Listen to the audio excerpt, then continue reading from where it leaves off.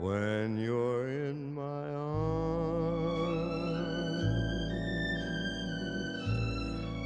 and I feel you so close to me. All my wildest dreams come true.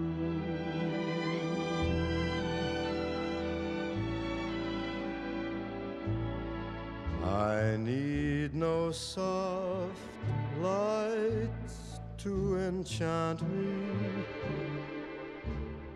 If you only grant me the right to hold you ever so tight and to feel in the night the nearness of you.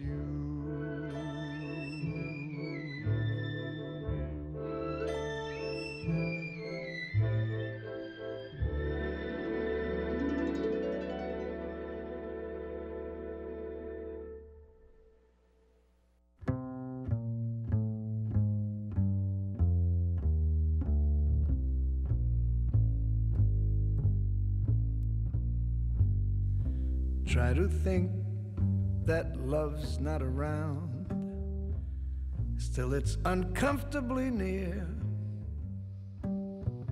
My old heart ain't gaining no ground because my angel I'd like to bring to order the Carpinteria Unified School District Board meeting for February 14th, 2023. Can everybody please rise for the flag salute?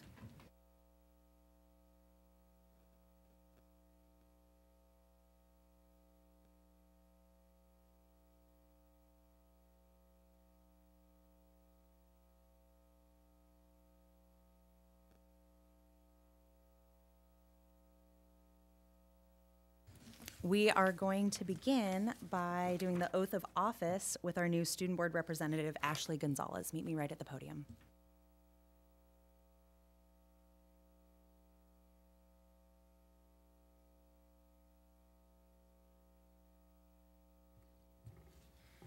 Okay, Ashley, so you're just going to repeat after me. Okay. Ready? I state your name. Do hereby solemnly pledge myself faithfully to discharge the duties of my office. I, Ashley Gonzalez, do hereby solemnly pledge myself faithfully to discharge the duties of my office. I give my pledge that I will do everything in my power to uphold the Constitution. I give my pledge that I will do everything in my power to uphold the Constitution. That I take this obligation freely without any mental reservation or purpose of evasion. That I take this obligation freely without any mental reservation or purpose of evasion. And to promote the general welfare of the student body of Carpinteria High School. And to promote the general welfare of the student body of Carpinteria High School. Congratulations. Thank you. Thank you.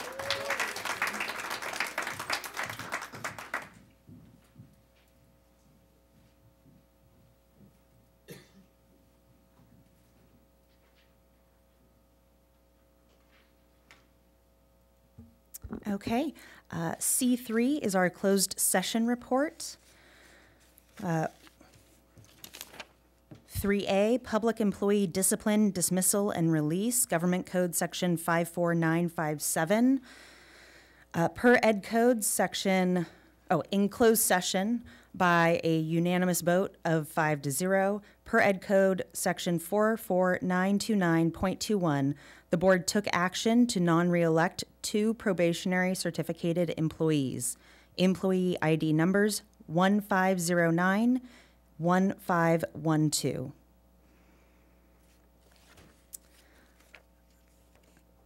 And 3B, we had a conference with labor negotiators, information exchanged, no action taken. Okay, next we have C4, approval of the minutes I'm looking for a motion for the approval of the minutes of the regular meeting of January 24th, 2023. I move to approve the minutes. I'll second. Public comment? Union President Jay Hochner.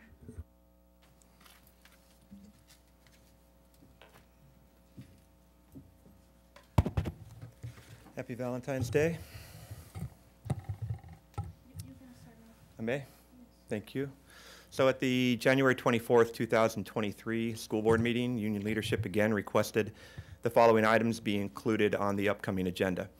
As of this date, we have not seen either topic included on either this or recently passed school board agendas, nor do we believe that the minutes accurately reflect the scope of our request.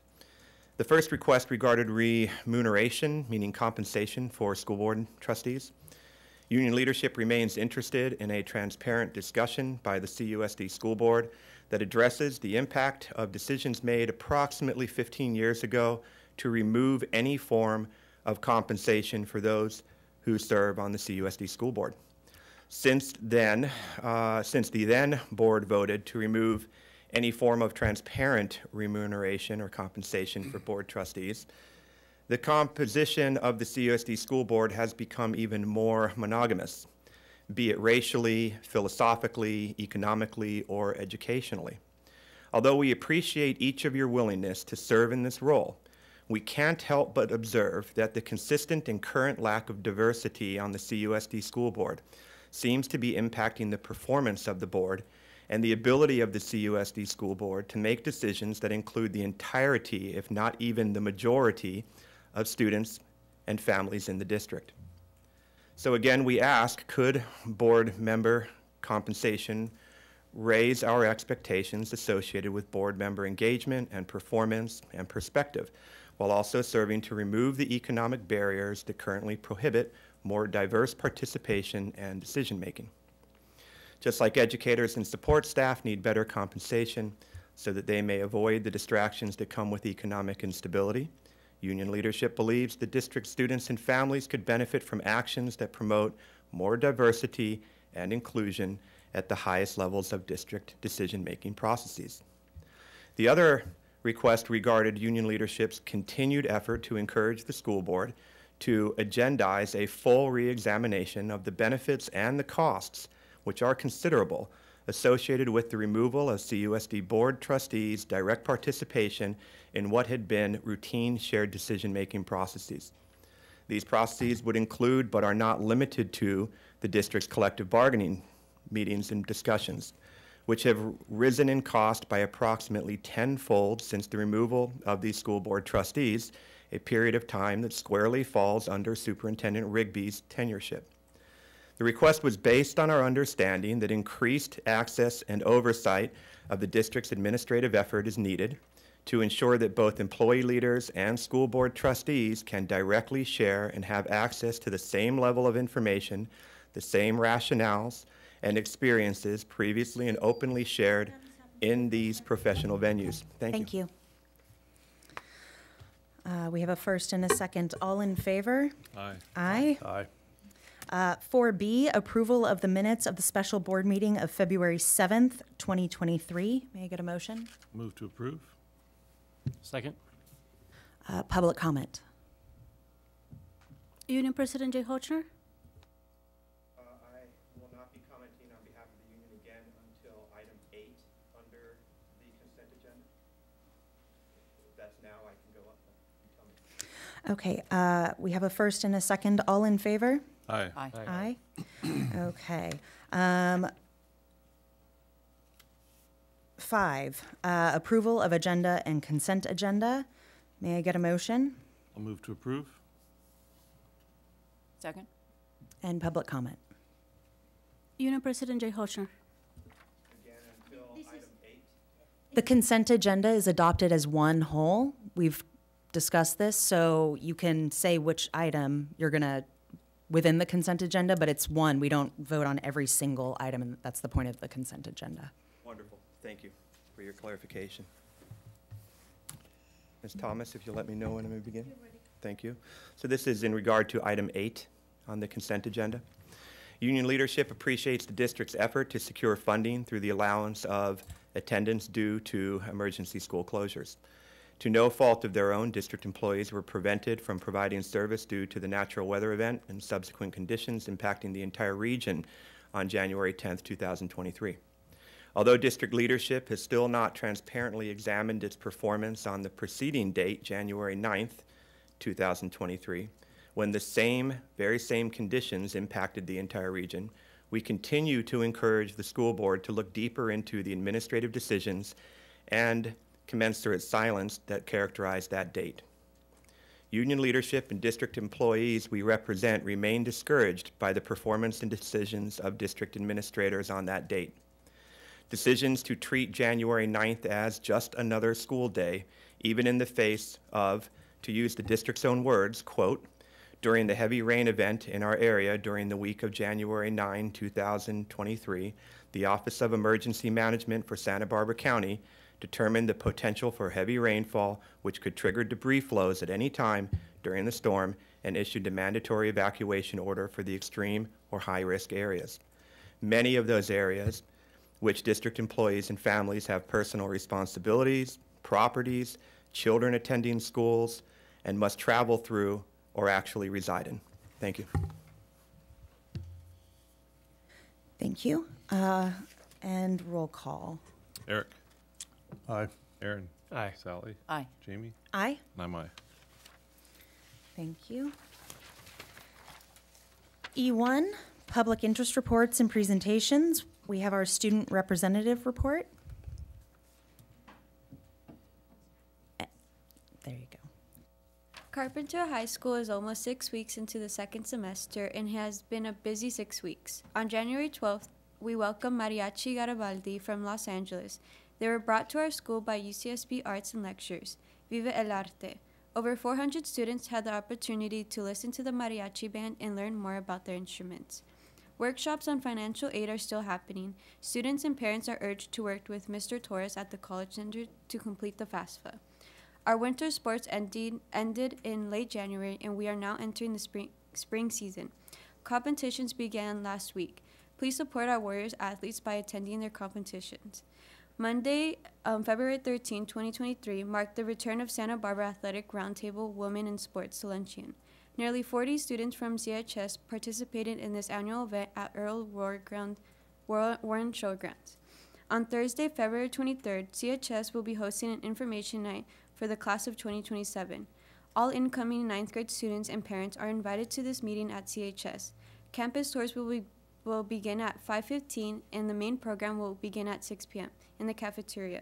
We hope to see all our future Warriors at this very special event. Thank you. Thank you, Ashley. Do we have public comment for the student representative report? Union President Jay Hochner.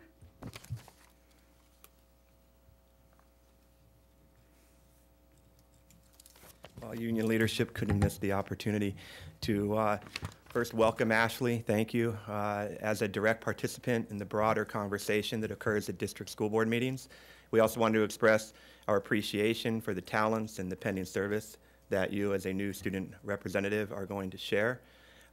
Please know that you have a willing partner in the teachers and support staff that the district that serve the district students and families, and that we are no more than a phone call or an email, or in this case, a half a room away. Okay?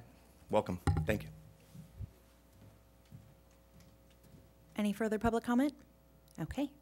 Thank you so much. Next, we have E2, our superintendent's report. Thank you. I'd like to begin tonight with appreciation, and I'd like to recognize all the CHS student athletes, coaches, and athletic director Pat Cooney for a great winter season of water polo, basketball, and soccer. And congratulations to the girls' water polo team for winning the 2023 Citrus Coast League Championship. National School Counseling Week is February 6th through the 10th to focus public attention on the unique contribution of school counselors within the U.S. school systems. National School Counseling Week, sponsored by ASCA, highlights the tremendous impact school counselors can have in helping students achieve school success and plan for a career. National School Counseling Week is always celebrated the first full week in February. This year's theme for school counselors is helping students dream big.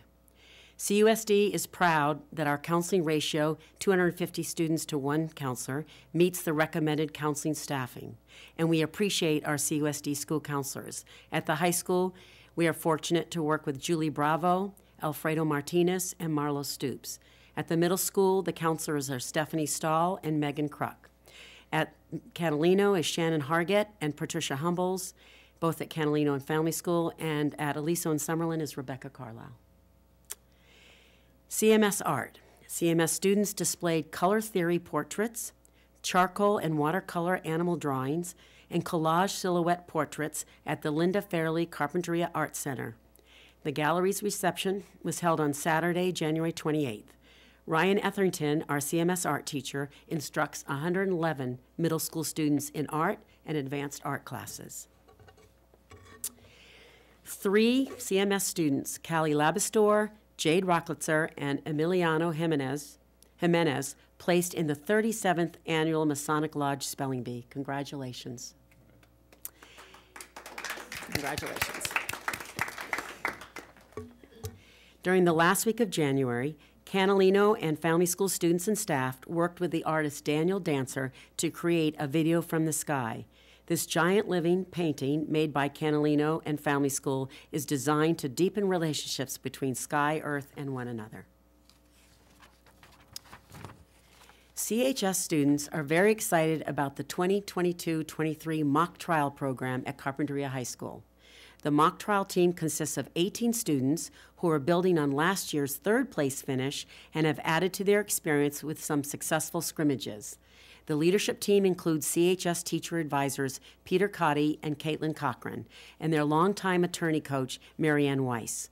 The county competition will be held at the Santa Barbara Superior Courthouse on February 25th. The CDE encouraged all schools to participate in the Great Kindness Challenge Week during the last week of January to promote kindness, social-emotional health, and bullying prevention in pre-K through grade 12. Our elementary schools participated in this Great Kindness Challenge by identifying daily acts of kindness. For example, on Monday, say thank you to 3 or more people today. The next day, help a teacher or classmate today. Another day, do something kind for someone. Think of something you did well and give yourself a pat in the back. And they also created a school-wide kindness paper chain. The CUSD mental health team is planning for the 2nd year of the Signs of Suicide Depression screening for 7th and 9th grade students during the first weeks of March. The purpose of this screening is to create a safety network in our school community by early identification of students thinking of suicide. The next item is ChatGPT. Generative Pre-trained Transformer is an artificial intelligence tool and a free app that generates a convincing approximation of text written by humans on any and all topics with a simple prompt. Since its release in November, secondary and college educators are discussing the effects of this app on student writing. Will this become like a calculator for math? The New York City school system banned the site from school computers, while other educators, such as our CUSD teachers, are already thinking about ways to apply it to improve instruction. In a recent article in the Atlantic Monthly, high school English teacher Daniel Herman writes, "I've been teaching English for 12 years, and I'm astounded by what ChatGPT can produce. The arrival of OpenAI's ChatGPT may signal the end of writing assignments altogether." The next item refers to our first interim financial report analysis. As required by Ed Code Section 42131, the county office reviewed our first interim financial report due December, and they notified the State Department of Education and the State Controller that the county concurs with our district's positive certification. And the last item is our Measure U projects. The main school roof replacement and campus painting project will take place beginning June 2023. The Catalino Learning Center project is on track for DSA submittal in March of this year, and Aliso TKK classroom construction project is in the design phase. Thank you. Thank you. Public comment? Union President Jay Hochner. Okay, moving on. We have a E3 Visual Performing Arts proposal for 2023 and 2024. Superintendent Rigby will present the Visual Performing Arts proposal for the 23-24 school year, funded by Arts Prop 28. Thank you. The leadership team has been working with our music teachers to design visual and performing arts experience for our students. And for the first time this year, we are going to be receiving additional funds. For next year, we'll be receiving additional funds for visual performing arts to expand our current programs. Now, at this time, we've not received the exact amount. We do have an approximation. And so we met with our music teachers as well as the leadership team, and then it was discussed at the school sites leadership team's proposal for next year. So I'd like to review what we currently offer and what the proposal is. So we'll start with the current offerings. Currently at elementary, we offer visual arts, music, dance, and theater by the Children's Creative Project. And for TK to grade 2, that's twice a week. And for grades 3 to 5, that's once a week. And that's with a current arts grant. We also offer, from the district budget, instrumental music with a 0.8 full-time music teacher, Mr. Pavia. And so that allows our grade 3 students to participate in learning how to play a recorder once a week. And we have grades 4, the students are involved in band and strings once a week. And in grade 5, it increases to twice a week. So students can participate in band or strings. At the middle school, we offer 5 classes of art with 1 full-time teacher, Mr. Etherington, paid by the district budget. We also offer 1 class of theater, which is a 0.2 full-time teacher, and that is also funded by the district. We also have a theater program that's provided after school by the city of Carpinteria. It's the Spotlight Club. And then we do have music classes at the middle school. So we have 2 classes of band and 1 classes of strings, and that's with a 0.6 music teacher funded by the district budget. That music teacher shares the middle school and the high school classes. And then at the high school, we're fortunate to have 10 classes of fine arts with 2 full-time equivalent teachers funded by the district budget. We have 1 theater class, which was the 0.2, and that's our Muses program. And then we have a class of band and 2 classes of digital music production with 0.6 full-time teacher funded by the district.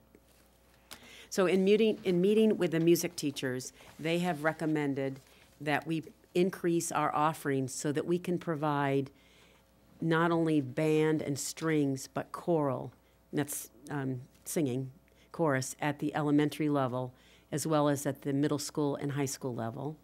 They also are recommending that at the middle school level that we differentiate between the 6th grade performers in band and strings and 6th graders and 7th and 8th graders, so that we have a class of band for 6th grade, a class of band for strings for 6th grade, and then a different one for 7th and 8th, and also provide another elective that would be chorus.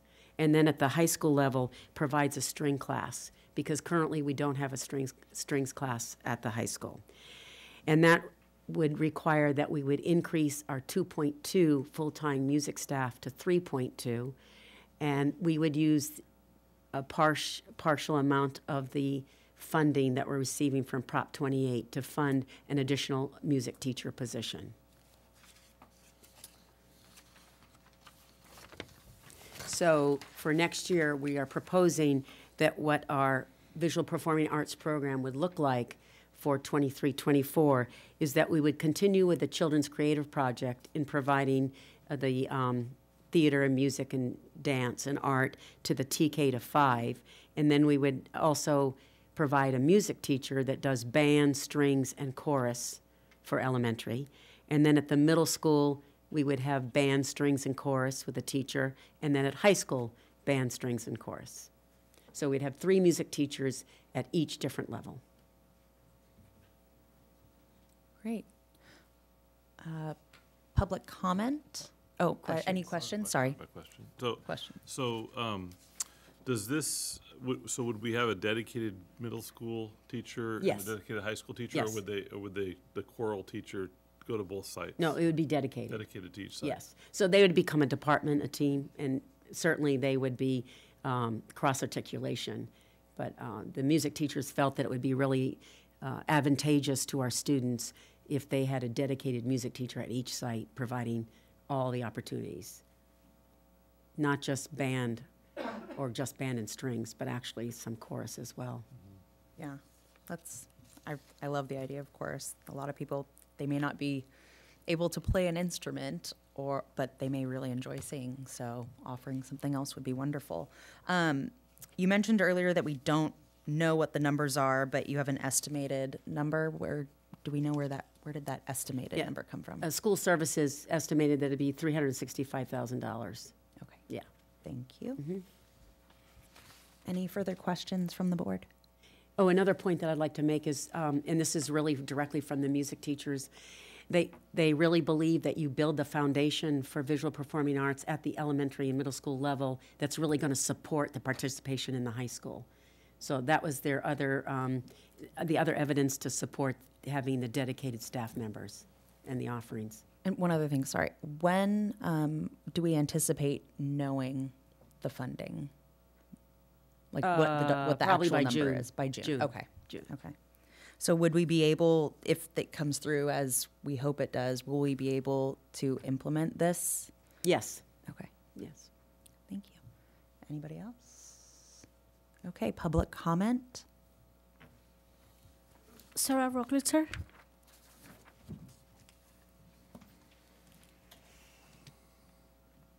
Hello. As the art department chair at Carpinteria High School, I looked this over today and had a few takeaways from it. And one of the things that struck me was how difficult it was to hire a music teacher at Carpinteria High School. I was on the hiring committee for that. And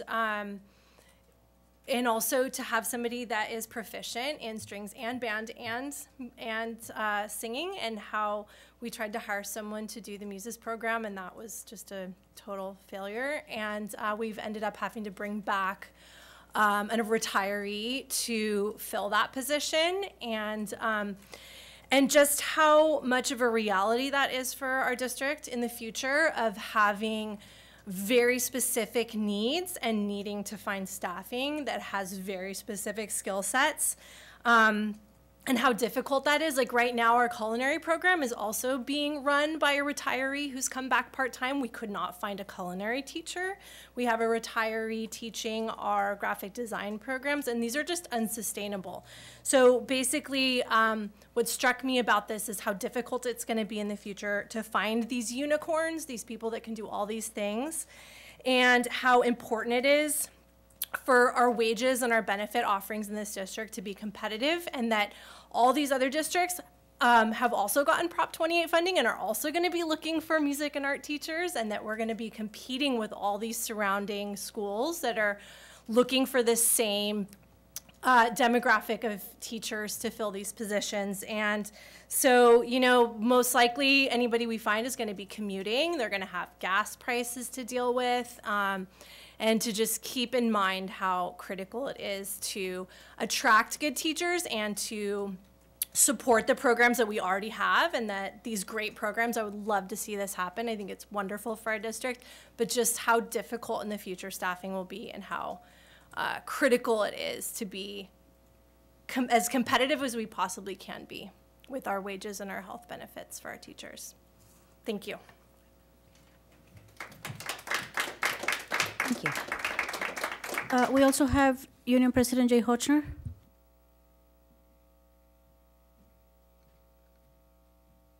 I'd like to begin by first thanking Sarah for bringing those details forward. They wouldn't necessarily have to have been brought forward in a public setting like this, but the important step was missed in the planning of that PowerPoint in the district's plans, and that there was no outreach to either union leadership, employee leadership on this topic. And so, of course, the district missed several details that maybe should have been built into that decision-making plan before it was published to the community. Nonetheless, In November 2022, the citizens of California passed Prop 28, which was designed to reinvigorate funding for arts and music education in K-12 public schools. In early December, union leadership placed this opportunity squarely before the school board and the community in hopes of ensuring that the process for dedicating these funds would be both transparent and proactive. At that time, board members appeared to be caught off guard by these new funds and suggested that our basic aid status may have prevented the district from relying upon Prop 28 funds and opportunities. Union leadership is pleased that it has since been demonstrated otherwise, and that CUSD is now actively preparing for the much-needed improvements to the district's music and arts program. It is not a given that because we're a basic aid district, we're not entitled to a variety of categorical funds and funds like these that serve our students. And so we shouldn't always pitch it that way. These programs, which had been otherwise reduced to secure other school board priorities, such as further increasing the CUSD's reserve balance to several times higher than state mandates, directly serve students and will benefit greatly by this reinvigoration of funds. We appreciate the district's efforts to share its plans and look forward to continuing our oversight role and our ability to inform the conversation further, as Ms. Rocklitzer did today, so as to ensure that these district funds are spent as they are intended and as they are required on our students. Thank you.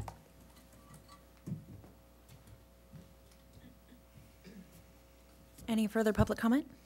Okay. E4, public comment on items not on this agenda.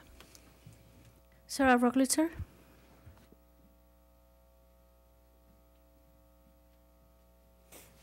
Hi, I'm going to read the first part of this statement, and then Jay is going to build off of it in his speech. Union leadership hopes that you are aware of our most recent bargaining proposals submitted on February 1st. Without any direct communication or participation with board members, we are left to assume and hope that the district's team of 2 provided those to you, but we don't actually know for certain. We are also left to wonder, do the board trustees know all the positive rationale or potential benefits that underlie the union's counter proposals?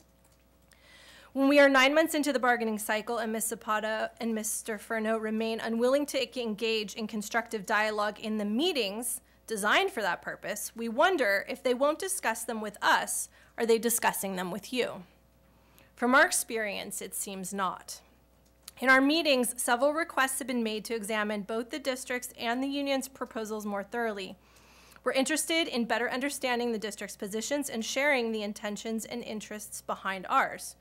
For example, we have suggested discussion around a contingency formula that would help to relieve some of the risk of committing to monies that don't materialize in the future. But the district's team refused to discuss the topic, and we have heard no direct response from any board members on this opportunity. The union's bargaining team has requested data from the district's budget figures that would clarify the impact of both the union's and the district's financial proposals, but we have had no response. How can we truly determine if the district's proposals are reasonable or whether ours require further reconsideration? We understand at this point that our agreements are not based on trust, but trust is not required to get to an agreement when the bargaining partners are engaged stakeholders and work in good faith. But at Ms. Rigby's direction, the district's bargaining team is no longer composed of stakeholders.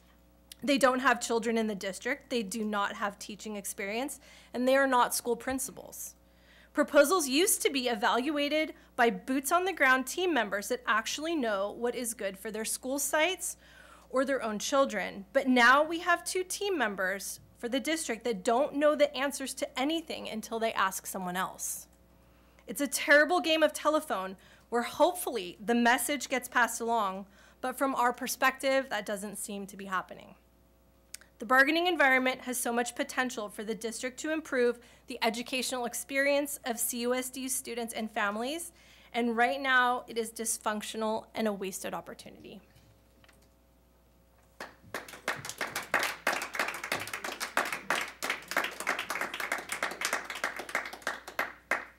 Next. Gretchen Toffelmeyer.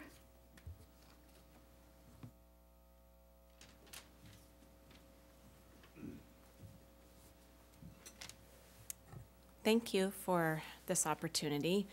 I'd also like to thank Sarah and Jay for what they have said. I completely agree with what Sarah just said. I'm here tonight to ask you to please come up with a better offer to teachers in negotiations regarding the salary increase. For those like myself who are looking towards retirement in the next several years, this offer does not provide an adequate retirement income. Social Security, which we do not receive, increased 8% this year in an attempt to meet the rising cost of living. You are offering a 5% raise, which doesn't even come close to meeting this discrepancy. In the New York Times just this morning, it was reported that many seniors are unable to keep up financially with rising costs of food. More than 10% of seniors live below the poverty line. This has the real potential to include retired teachers in this district. How can anyone feel secure retiring in the next few years when our district has comparatively such low salaries? Our health benefits are excellent, and I am not advocating for capping them, but you have the resources to offer both. Keep a fully funded health care package and provide at least what Social Security has done with an 8% cost of living increase. I also would like to mention that the opt-out option is something that I would really like you to consider for employees who possibly have a spouse or someone in their family that has health care provided. And if we could have a portion of that, the district could have a portion of that money. You know, it right now, it comes to almost $20,000 per employee. And if we could please consider that as an option, because when someone retires, it's their salary that goes with them. That healthcare part is not part of that. And we really, really need to consider this option for people. Thank you.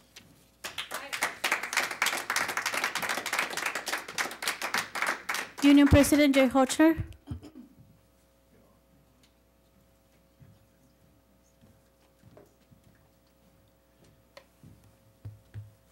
Thank you again to the articulate speakers who just commented on the collective bargaining process. We hope you're hearing this, absorbing this. And we again extend our hand to speak with you directly on the topic. The employee union is compelled to further clarify upon the ongoing collective bargaining process. As we narrow down our interests and work to get to an agreement, it's important to understand that union leadership has every desire to better understand the impact of the financial decisions the bargaining process is designed to deliver. That said, we remain confused as to why the district will not and has not provided transparent data with us, especially the very data that would demonstrate the impact of our collective bargaining decisions associated with employee conversation and benefits. The district's posture in the bargaining room seems less designed to reach a constructive agreement than it does to fearmonger, mislead the community, and mischaracterize the union's best and good faith efforts to reach agreements that support the district and its families. For example, union leadership's desire to stem employee transiency across the CUSD, or union leadership's desire to minimize legal conflict by reintroducing decision-making processes that support transparent dialogue between the highest levels of employee and district leadership, or union leadership's desire to provide economic stability to district employees in an environment of rapidly growing inflation, or union leadership's desire to ensure that at least a significant portion of district employees can afford to live locally and share a common experience with the families and the students that they serve, or union leadership's desire to provide district employees with access to quality health care and demonstrate to future job candidates that their well-being is a priority to CUSD leadership, or union leadership's desire to dramatically improve the district's safety posture and practices which directly impact both employees and students. We take no pleasure that the day of relying on our good fortune has passed. Union leadership's desire also should be considered to see that public monies now tied up in the CUSD's exorbitant reserve balance are reinvested in educational and extracurricular programs that directly impact student growth. versus investing in bond ratings associated with hyper-conservative philosophies of fiscal management which fail to meet the mission of a public sector non-profit educational system, non-profit. Union leadership and teachers and support staff we represent are certain that these improvements contained in our recent proposals would serve to directly impact the quality of teaching and learning across the district, as well as the overall educational experience and opportunities available to Carpinteria's children and families. Just because we're basic aid does not mean we should be on a race to the bottom, driving out those in our community who can afford a private educational alternative for the fear that their children will not receive one here. Thank you. Ms. Toffelmeyer, so we can't discuss, but I can mention to you, we have looked into the opt-out, the cash-in-lieu option, and we are not allowed to per the program that the district is with, which is called CISC. And that information has been shared with union leadership in the past, because I specifically had asked for that about that when I first started on the board, what if that was a possibility. So several times it's been shared, and I'm sorry that that wasn't relayed to you, but it's in, I believe, Maureen, you have the information there. It's in the 23 CISC manual that I did share to CUSD, but I can send it out again. Okay, so it specifically states that cash in lieu, and we've looked at different ways of trying to make it work, but bottom line, it's the idea of cash in lieu is not possible. But that is something that we have brought up and we have asked to be looked into. I have a question. So Maureen, can I share what we talked about with the HSA contribution? Absolutely. Okay, so Gretchen, so we talked about this, we've talked about it for quite some time, and I think I brought this up when I first got on the board 12 years ago about offering a lower tier of health care and then a health savings account as an option, and then the differential, whatever the max contribution to that health savings account. So for say, for instance, a married couple who both work in the district, right now they're both receiving we're contributing approximately $20,000 per employee, per spouse.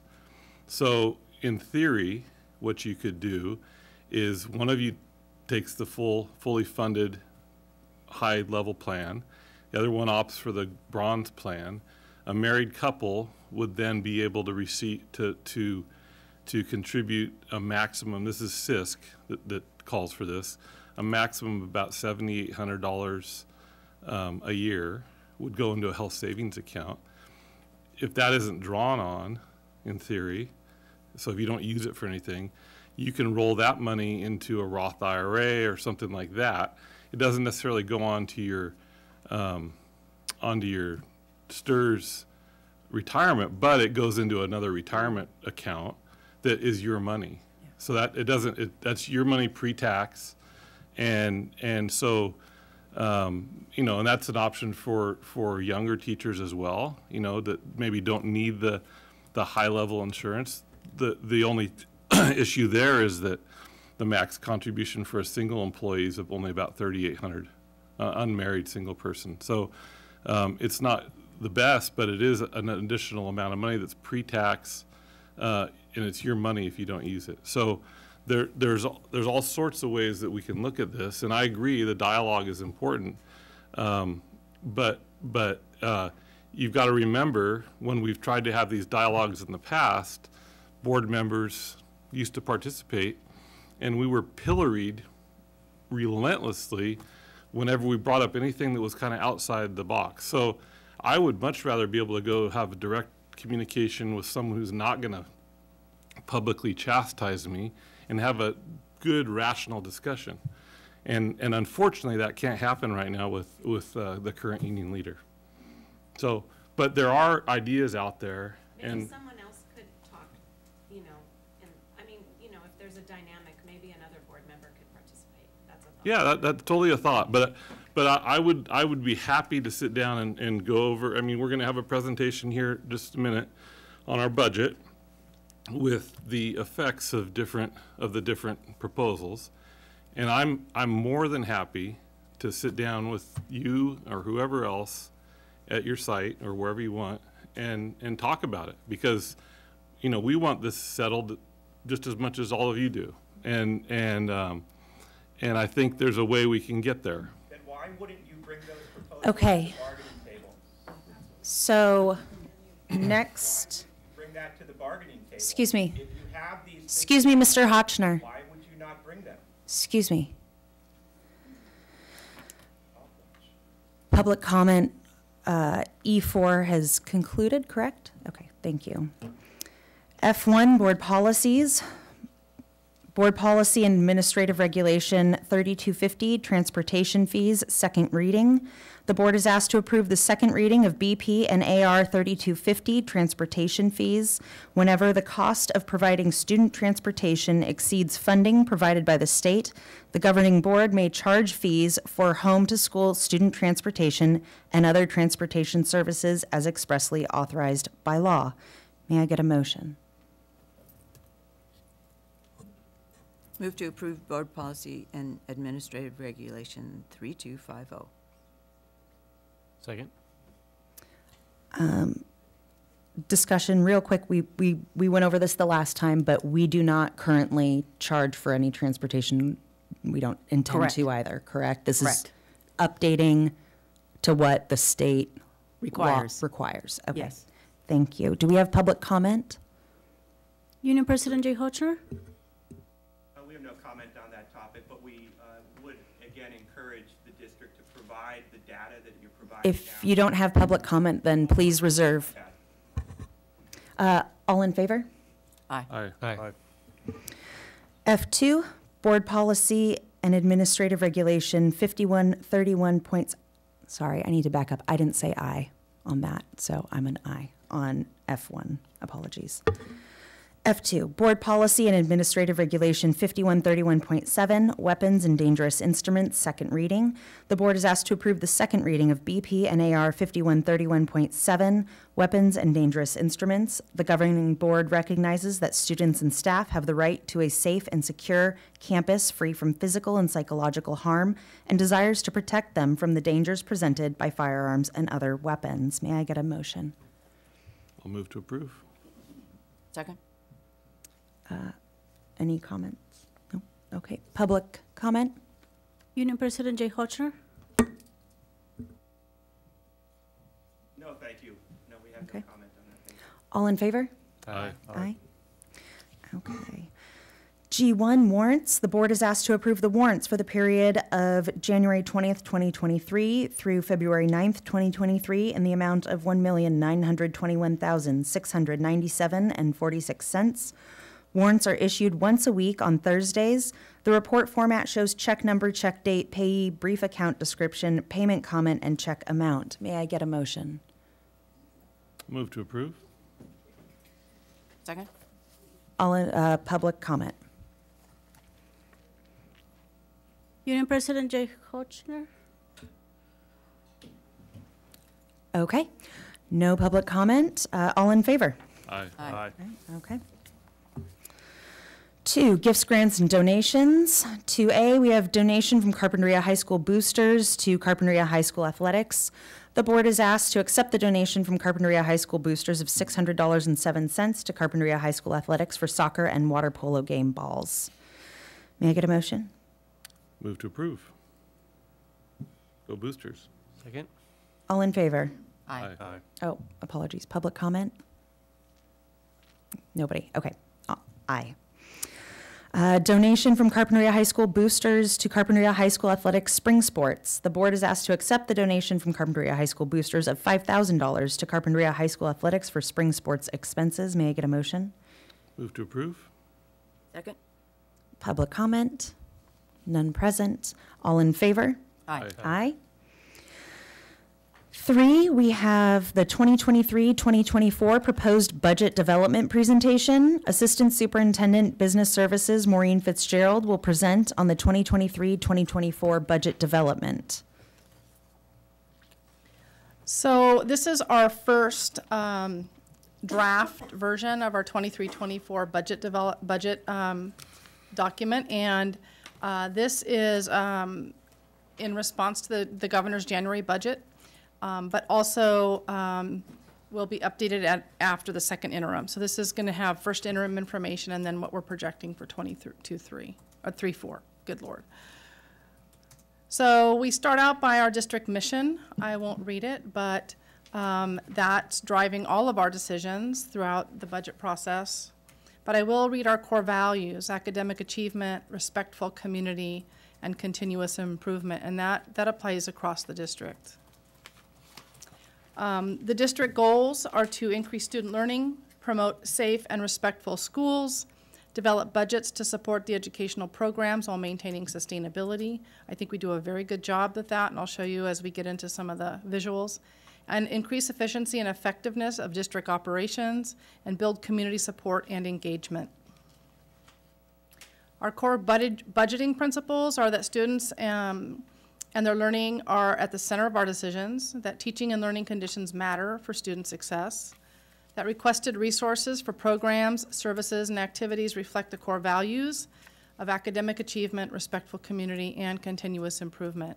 And I also add our board policy 3100, which does talk about the recommendation for a 10% reserve. And that's something that we bring up every time we go through our budget. Our budget timeline starts at about now to build the new year. We do provide monthly updates to the board. We use that as interim and monthly updates. We meet with leadership every Thursday. We are going to be reviewing every Thursday budget documents like this, and we've been having discussions for the past month and a half about staffing, et cetera. The principals meet with their teacher groups and their staff to go over exactly what you see and what we're proposing. And then we have done surveys for employee input into the budget. And this is an error I forgot to correct. It was going to be coming at the January 24th budget, but I had an issue and wasn't able to attend, so we're doing it tonight. So our budget timelines start actually in January, and the governor's budget usually comes out on or before the 15th of January. And even though we're a basic aid district and we do not receive any LCFF funding, for the past several years, even pre-COVID, the district, the governor has proposed one-time monies on several formats in lieu of ongoing funds. So LCFF districts have received COLAs as well as one-time funds, and we've received some one-time funds even prior to the COVID funds, and we look for that in the January update. We begin doing our budget planning, and then in February we start bringing this document to you, the board, and we'll be bringing it at the first meeting of each board meeting through the end of the year.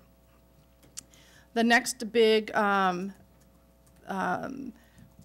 event from the state is in May, the May revise, which happens around March 15th and sometimes earlier, a week earlier. And that's really what we use in concrete decisions from the state, even though it's not adopted, to build our budget.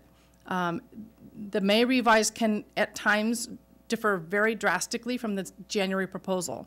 So from January to May revise, both the legislature's office and the Department of Finance in Sacramento both vet the budget the governor's proposed separately. And so they both come up with their own written opinions, and then they start to negotiate with the governor on their initiatives. And then by June 15th, and this is set in statute, if the budget is not adopted by June 15th, then the legislatures lose money. So what has happened over the years that has been in law is they adopt a shell, so they don't lose money, and then they start figuring out all the details later. So we may have a program in the adopted budget, but we may not get the details till September or October on how to implement even like one-time money. So it's a cycle. It just keeps going around and around. And so in regards to the COLA, the governor has proposed an 8.13% COLA on LCFF for 23-24. The projections for out years of COLA are much less, 3.5% and 3.3%, and that's this cliff you've been hearing about that in the current proposal from the governor, he committed to not reduce education funding by cutting other areas of the budget. Because this was the first state budget where the revenues were deficit. So he didn't dip into a rainy day fund, he didn't dip into the state reserves, he cut other funds from other governmental agencies. So there's, they weren't happy about that, but he vowed to make education whole. However, in the next out years, that won't happen. Our projected property tax increases are pretty stable at 5%. I'll talk about where we are projecting for next year and this year in a second, but I think that's, when you average those two, it's about the same, but we do not receive any benefits from LCFF on any programs. Maureen, for the public and others, could you just describe the difference in why we are a basic aid? Oh, which sure. Sounds like we get no money. Right, but right. Explain what it is and why we receive that money. So basic aid districts are actually now called community-funded districts because they receive property taxes in excess of the 100% district LCFF calculated formula. So when you receive more taxes than the state formula, you keep your taxes. The state formula calculates the limit that you can receive, deducts your property taxes, and the state backfills.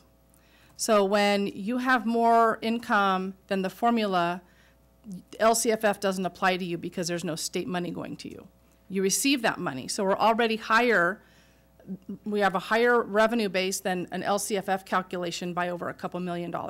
So we're not like on the fence. We're very far into basic aid. And even with the COLA at that size to LCFF, which we have to do the calculation every year, we'll continue to be community funded and probably in perpetuity unless something drastically happens. So can you also explain the difference between a guaranteed proposition funded program and a categorical program? Yes. So LCFF includes what they call supplemental and concentration grants, as well as transportation funding. We do not get any of that money. Supplemental and concentration grants, which are in excess of the formula at 20% and 60%, 80% of a calculation, based on your unduplicated pupil counts. We don't receive any of that money. We report it in our LCAP because we have to, but we don't receive any of that funding. The categorical funding we do receive is the IDEA for special ed and the Title I, II, III, and IV. There are, the high school has some funds through CTE and K-12 workforce, et cetera, and then we have our COVID funds that we've had now going into our third year, but they retro back to 2020. So we don't operate with categorical programs anymore, and this will be the first year also, I will say, that the COLA of 8.13 is applied to special ed. Special ed is considered a restricted program and has not received the same COLA at the state level as the LCFF. The other big caveat is that we are not ADA funded. We do not receive per pupil ADA money at any level. So ADA is an average daily attendance, which is how many students are in the seat right now today. So you can have 20 students in class today, but you have 25 enrolled. So there's no funding for absenteeism. You get paid for only the students in the seats. We don't receive any of that money. The only money that uses ADA calculations is the special ed apportionment, but that's through the SELPA. And that's we'll talk about that too future. We are only funded at about 30% for special ed. I actually have another question. I should have asked this earlier, but Go ahead. With the Proposition 28 visual and performing arts money, is that's not one-time money? No, that's in portion. That's apportionment, meaning it'll be coming in year over year until they somehow decide not to fund it. And that will be funded based on individual schools based on enrollment, like CBEDS. A lot of those are funded on CBEDS count, which is a day in October rather than ADA. Yeah. Yeah, and that will be school by school, and It's estimated about $350,000 for the district. But it's separate and apart from Yes. categorical money Yep. or ADA money. Yes, and it will be issued a separate resource, and it will be tracked, and it will be reported on as it is said in the bill. So I'm going to move on. Our pension rates continue to rise. Cal STRS has kind of had a moratorium over this year and out years. There's a conversation because of the investment rates that Cal STRS may go back to their board for review, and that's the only way that Cal STRS can change. It has to go back through legislation. CalPERS is not that way. CalPERS can fluctuate year over year based on investment. These are the latest projections for CalPERS, which covers all classified service. Cal STRS covers all certificated service. So you can see by 26.7, we're talking about retirement only being 30% of a dollar. The chart below is the statutory benefits that include Social Security, Medicare, unemployment, work comp, and you can see when you compound all of that, I can remember when everything combined was like 12%. So this has been a considerable increase with no offsetting revenue. And then again, I do every year kind of a sample cost to the district.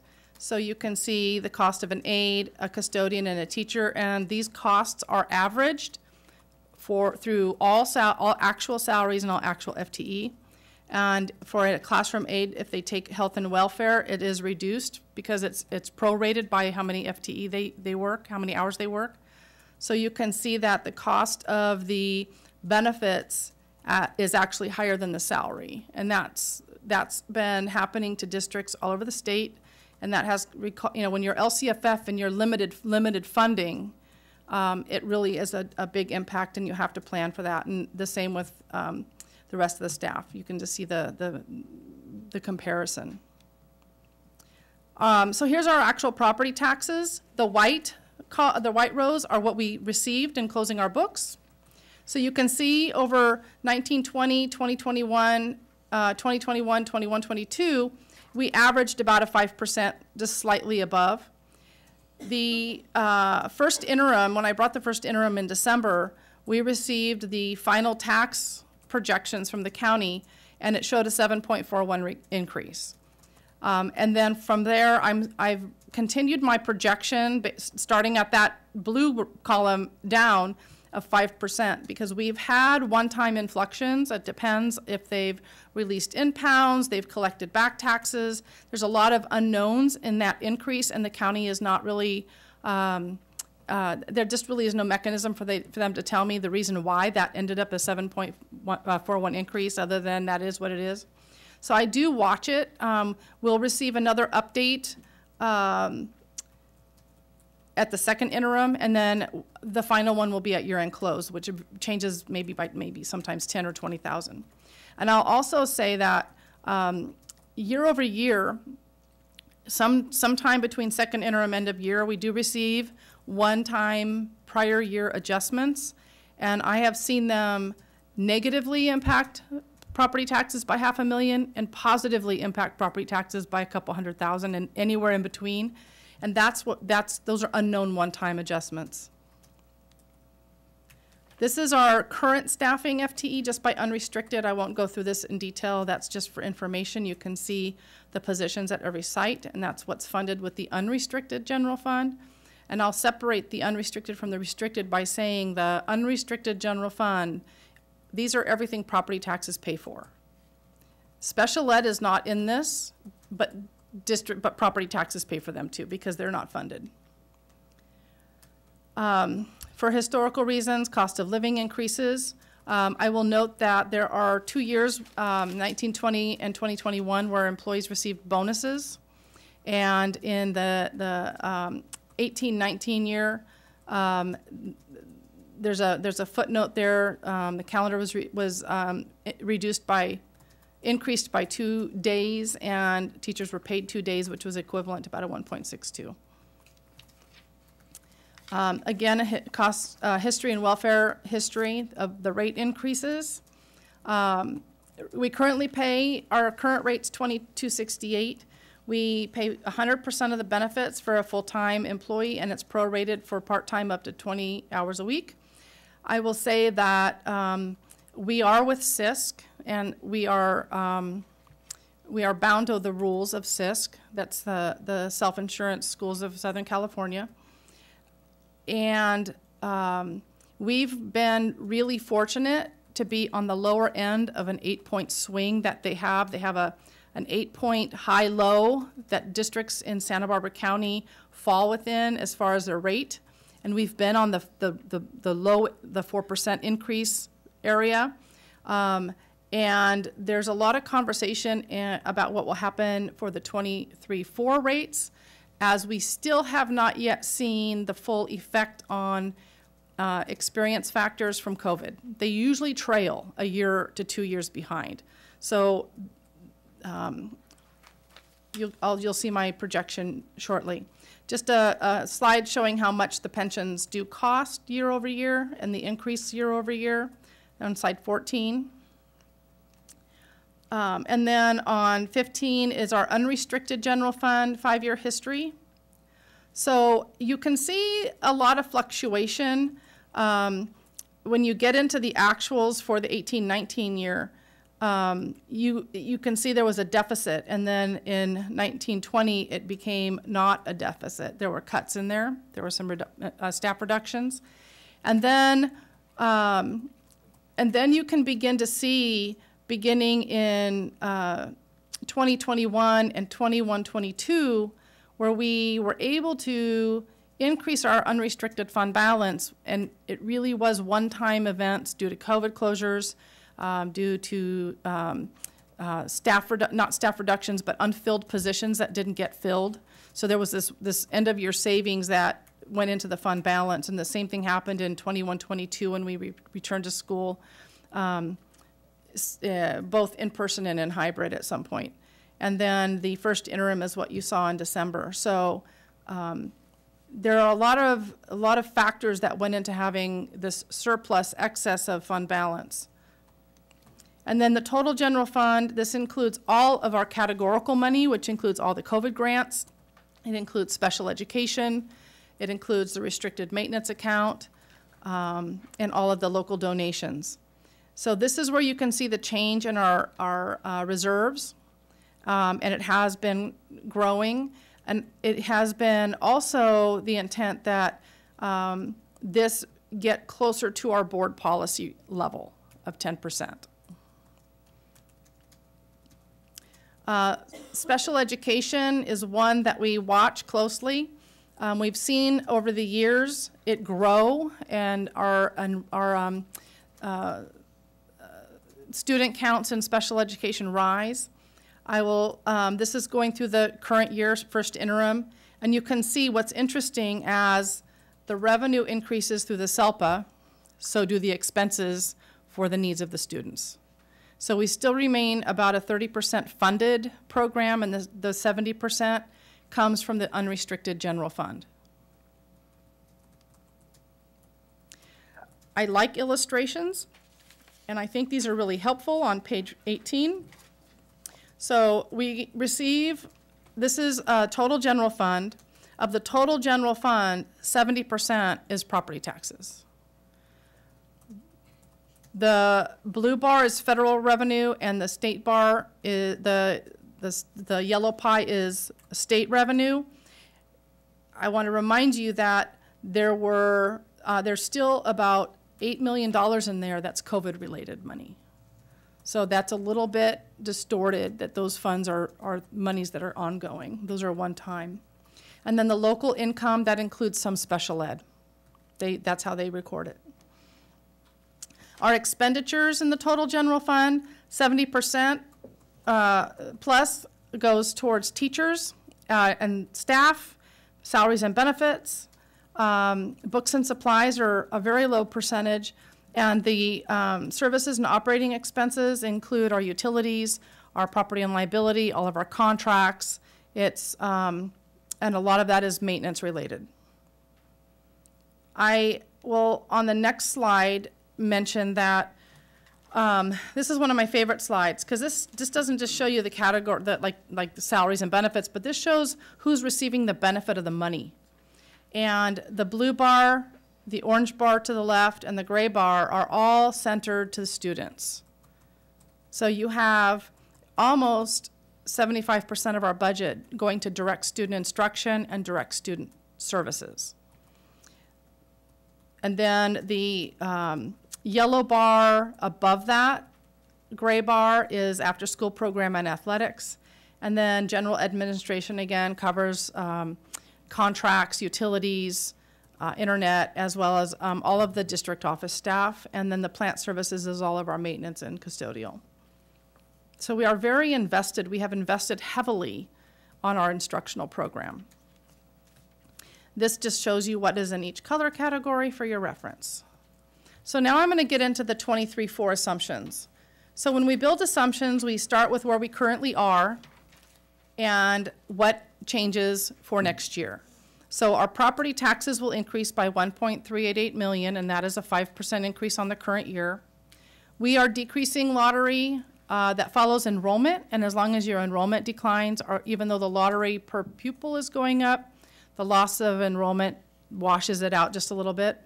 And then our increase to special education, this is only reflecting step and column increases because that's just not a known at this point.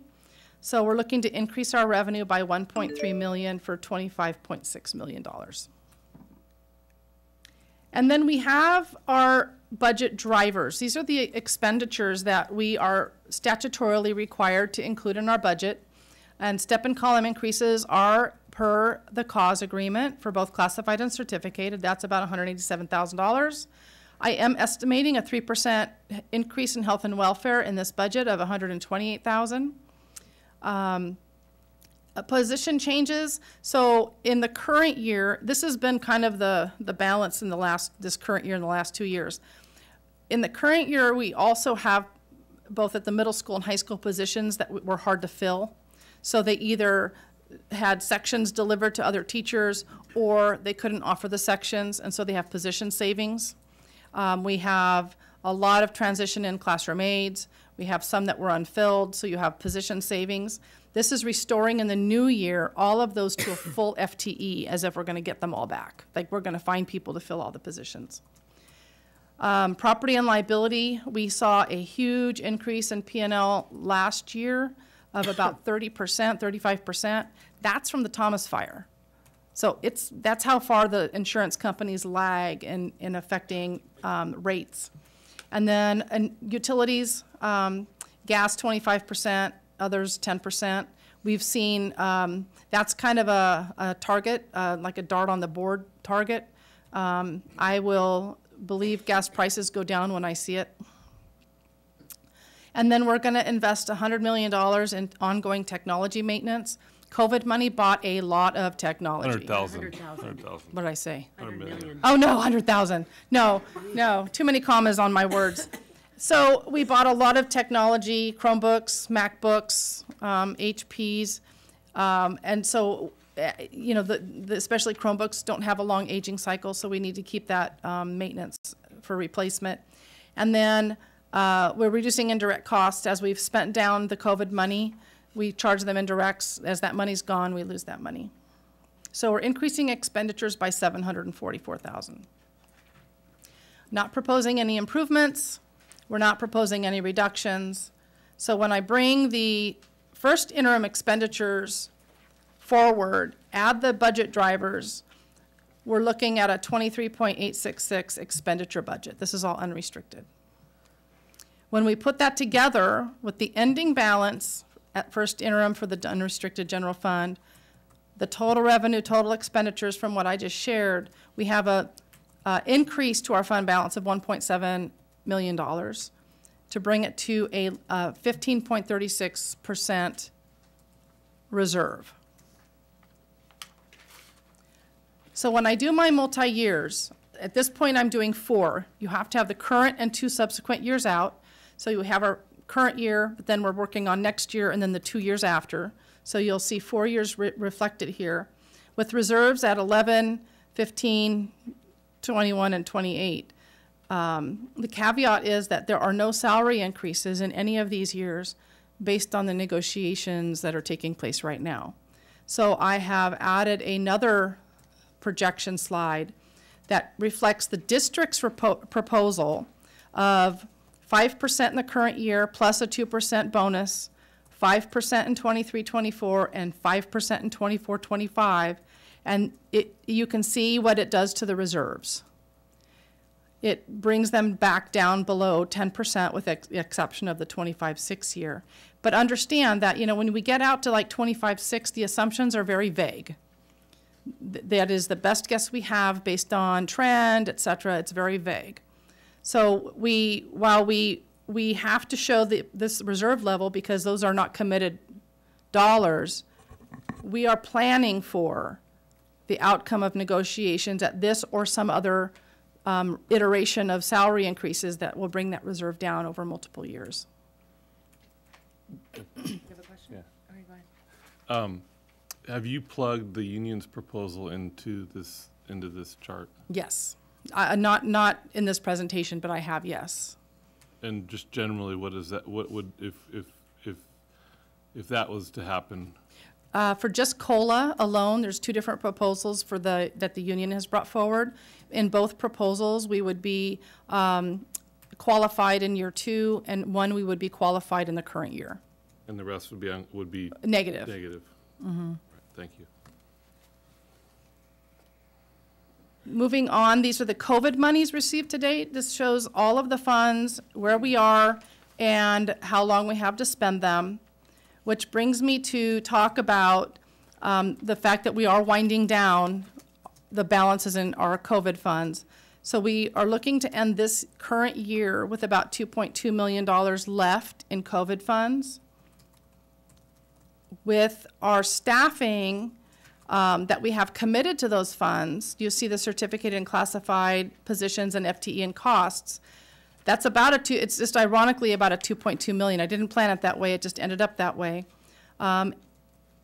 In some of these, the savings may be greater because there are some positions that we did not have filled the full year. But these positions are going to be funded for one more year, and then the district will have decisions to make in 23-24 going into 24-5, the sustainability of these positions in the general fund. And that is the budget.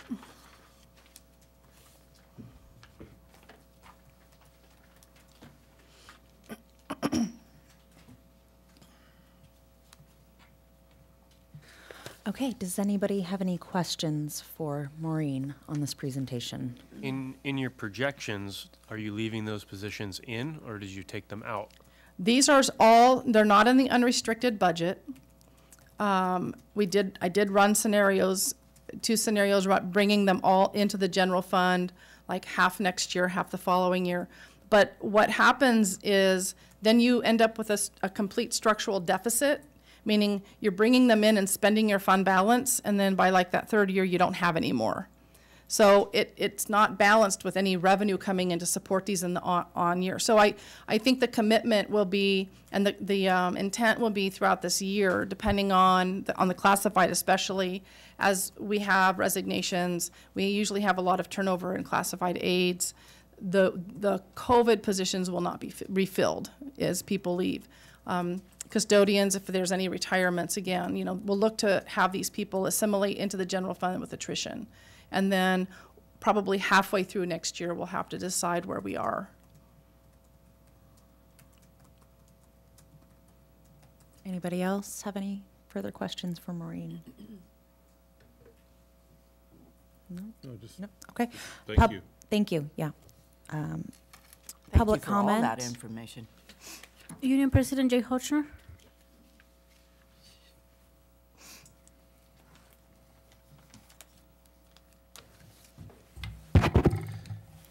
Please let me know when I may begin. No. Thank you. So not one time in 9 bargaining sessions has the district relied and brought a document such as this to the bargaining process to inform our conversations. After we have asked repeatedly, could you do that? Could we plug numbers in and look at these together? Instead, they want to try to play hide the ball in bargaining and then create a false narrative here with the community. It's shameful.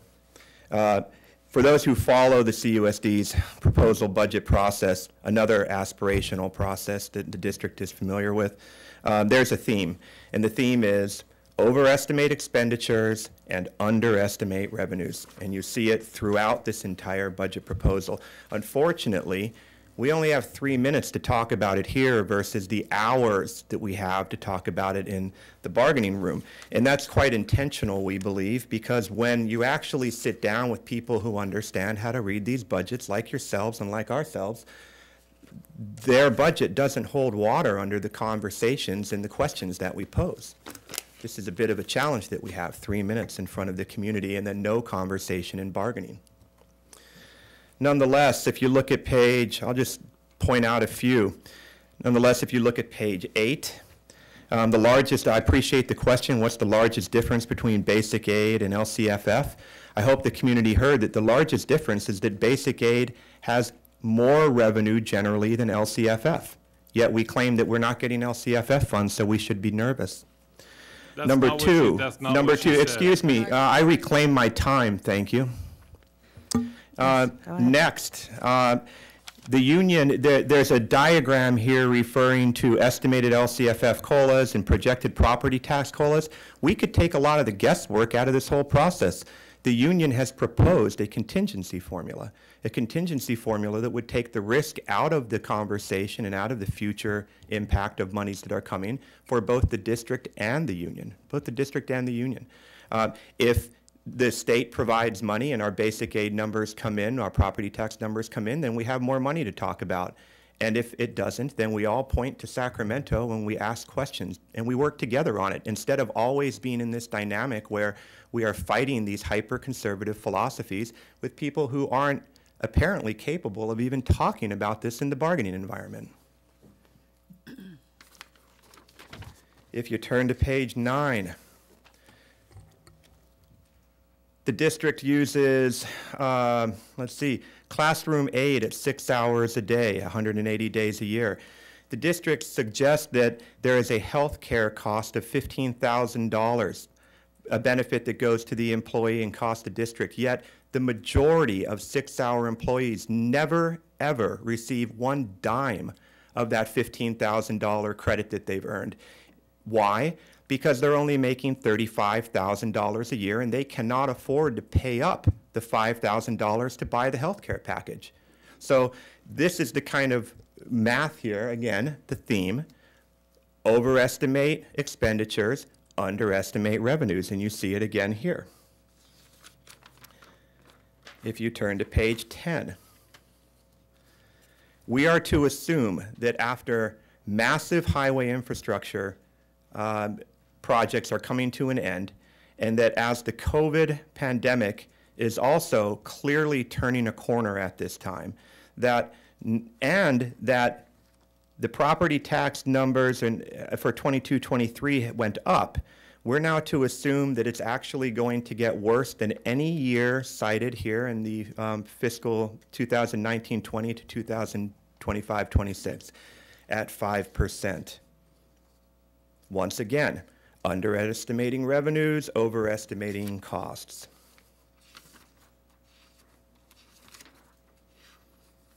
We could go on many pages. It was hard to keep up with the pace of some of this, what really begins to look like propaganda.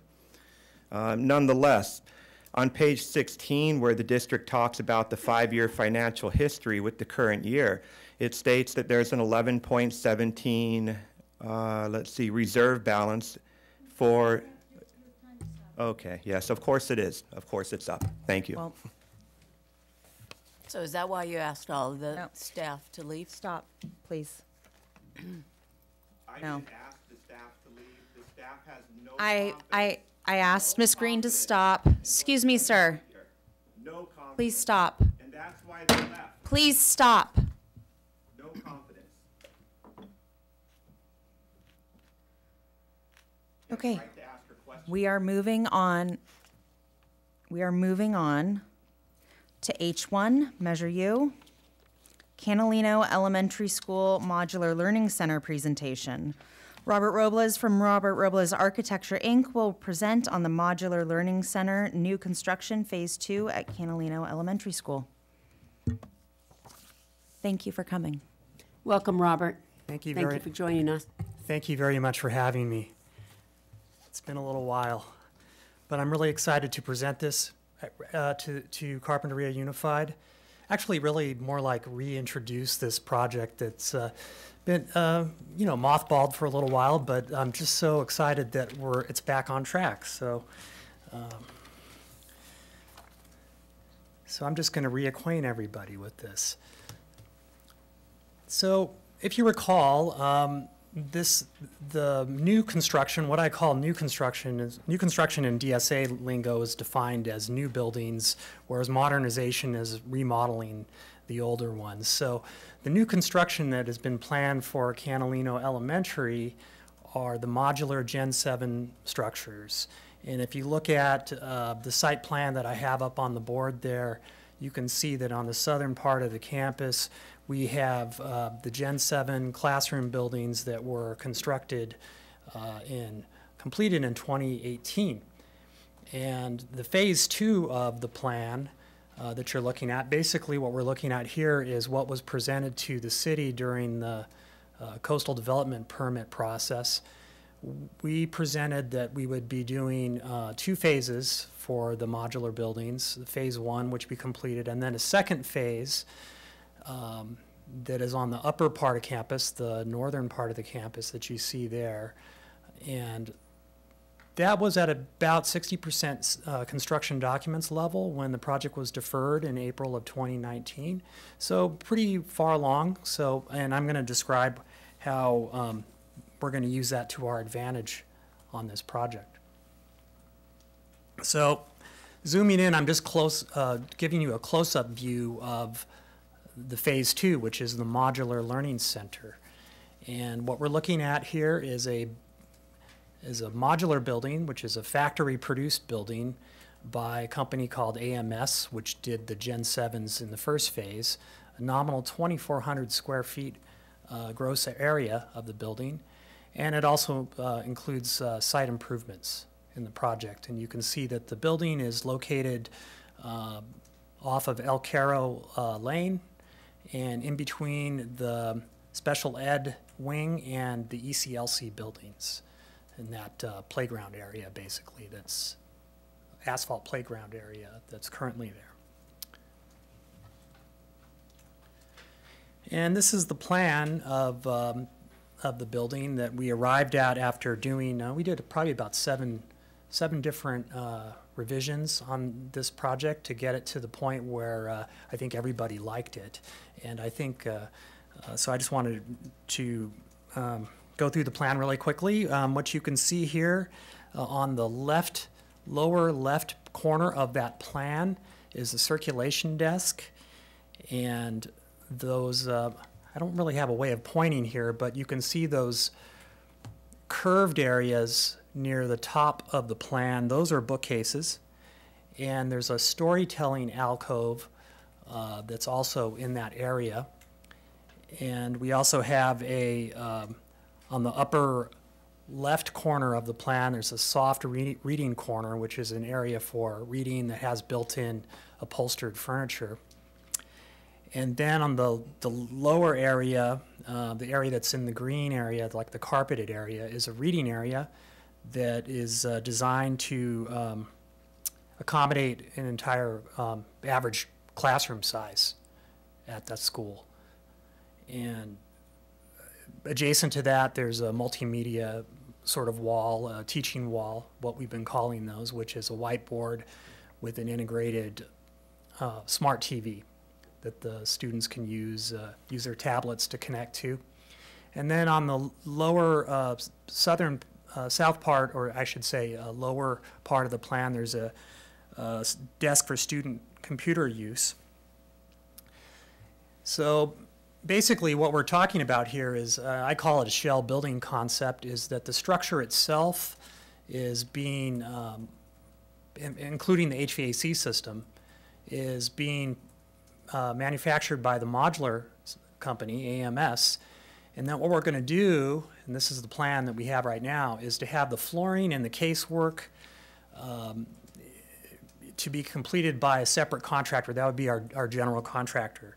And also the general contractor would be doing all the site work, which would include the building foundations. So basically, it's almost like, I kind of describe it as almost like a tenant improvement, where we're getting the shell building that the city of Carpinteria is already familiar with and they approved many years ago. But we're doing, I think, an exciting project within that shell. I'm going to show you some more views. That's a three-dimensional cutaway view, and you can kind of get, I think, a better visualization of what we're looking at here. You can see the bookcases and how they cradle an area that's has like built-in seating for storytelling. The bookcases themselves can accommodate roughly about 10,000 volumes. And then that's another view of the area that you can see, the circulation desk, the soft reading corner, the reading area for the students, which, you know, could be also for a presentation, a class can be conducted in there.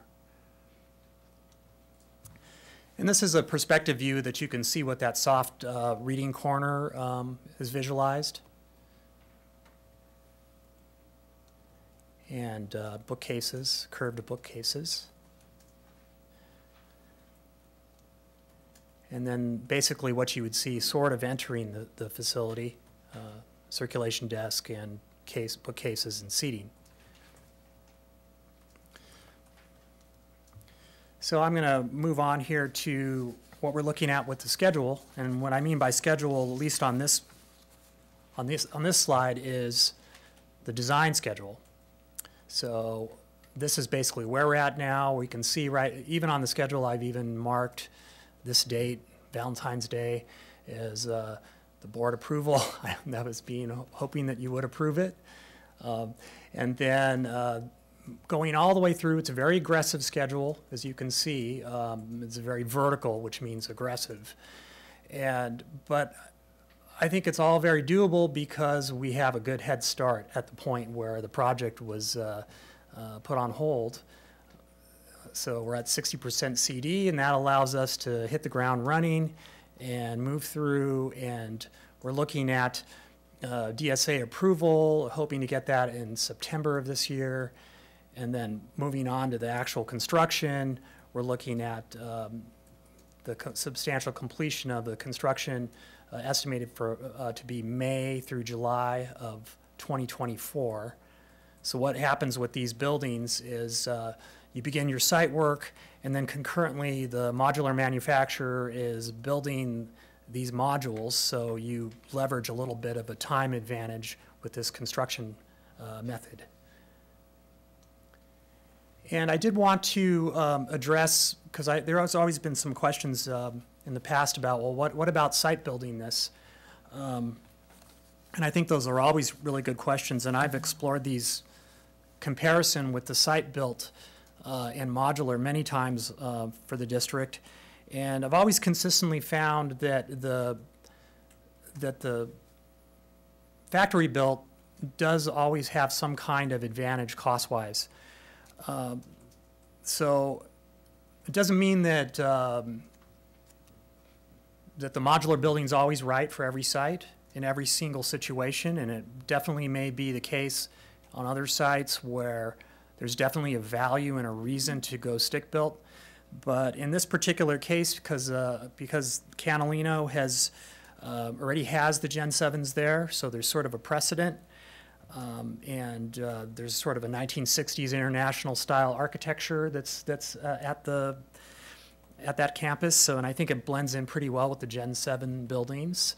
And so I think it's a good way to go. So, and I did throw some numbers at it and said, well, what would happen if we decided to stick build this instead of, stick built meaning site built versus factory built.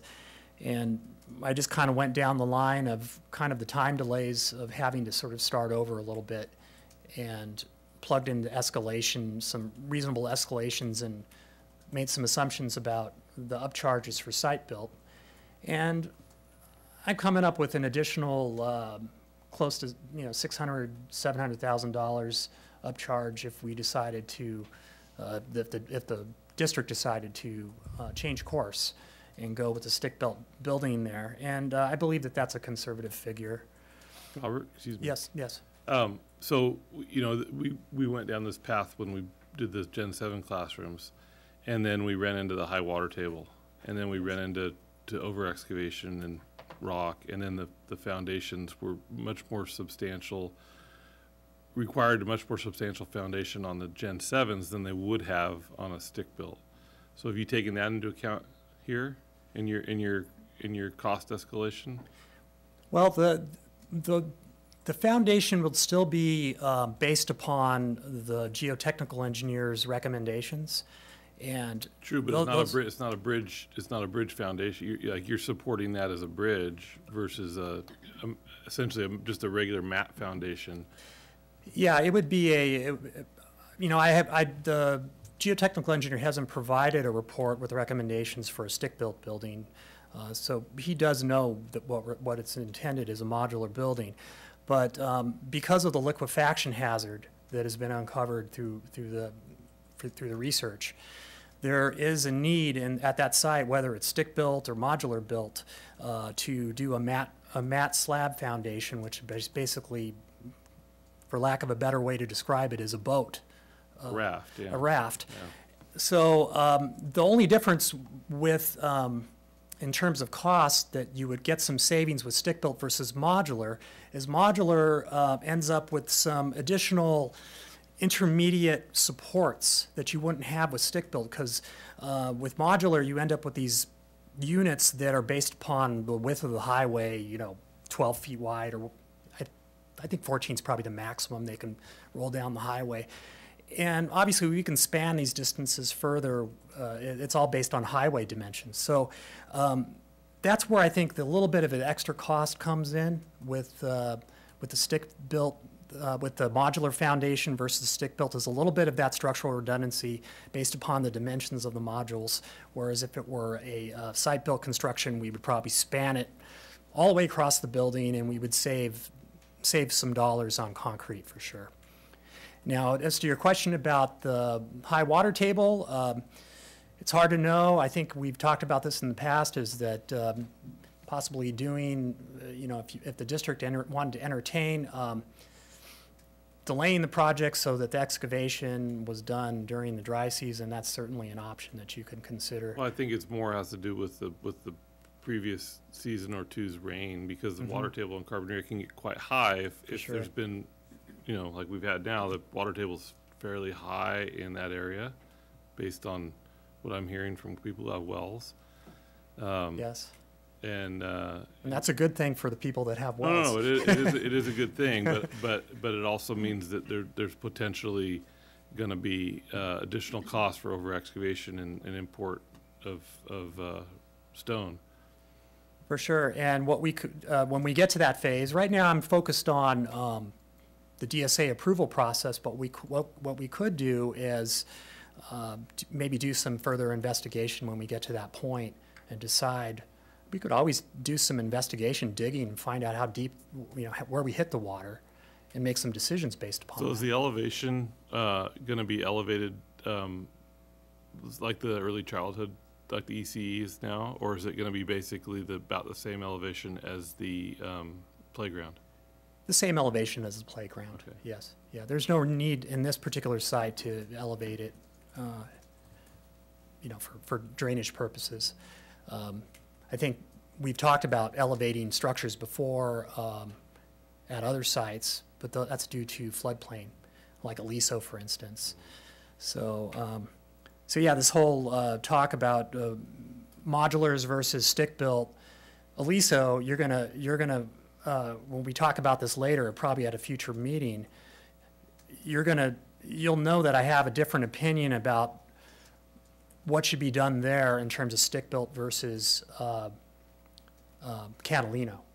Like they're sort of a different animal, different architectural context, and different constraints that we're dealing with. So I'm just focusing right now on Catalino. We're not in a floodplain, but we do in a way expect to have this water issue that we had last time. And I think we hit the water, and that wasn't even in any particular wet year, I don't think. I want to think in 2018. I think part of it is just the fact that we have to over-excavate because of the liquefaction hazard. We've got to over-excavate 5 feet below the depth of the foundation and backfill that. It's just, so you end up hitting water a lot of the time, So because we know that additional cost has been factored into this already, correct? Correct, yeah. So what we did is, now this, what we're seeing here, it has nothing to do with the presented estimated cost for the structure now. This is just me taking it for a test drive. What if we did site built, and I'm just figuring that it's going to be more. But if you look at that line number A in there, you can see this is the cost per our professional cost estimator, Jacobus & Young, from December last year, estimating that the project overall cost, construction cost, is being roughly $2 million. So is that based on his projected construction costs based on your calendar or your schedule, or is it based? It is. It's based upon not the schedule up there, because that schedule up there it has delays built into it, because it's that is assuming that we went stick built. So I'm just what I'm talking about. Let me just go backwards. Is this schedule, which is substantial completion for the entire project being next year, which is a lot more aggressive. So what? But his estimate is based on that substantial completion date. Correct, yes. So he's not saying this is what it's going to cost December of 22, and oh, whoops, prices have gone up 30%, by the time it's completed next year. Absolutely, he always does that. One of the things that he always asks me when I give him a project, well, he does, he's pretty good. What he'll do is he'll want to know what the construction duration is, what we think the duration is, and when the start date is. And from there, he'll plug in some escalation to the figure, which is a compounded percentage based upon his read of the market conditions around here. And in this particular case, I believe he used 8% compounded to come up with his escalation figure. So he's come up with the number for us, and then based upon the midpoint of the construction, he provided a 9.2% increase in the estimate to hopefully cover the time between now when we're doing the estimate and the future construction. So does that include American Modular should have already given us a price, right? Yes, we have that price. So we plugged in that price.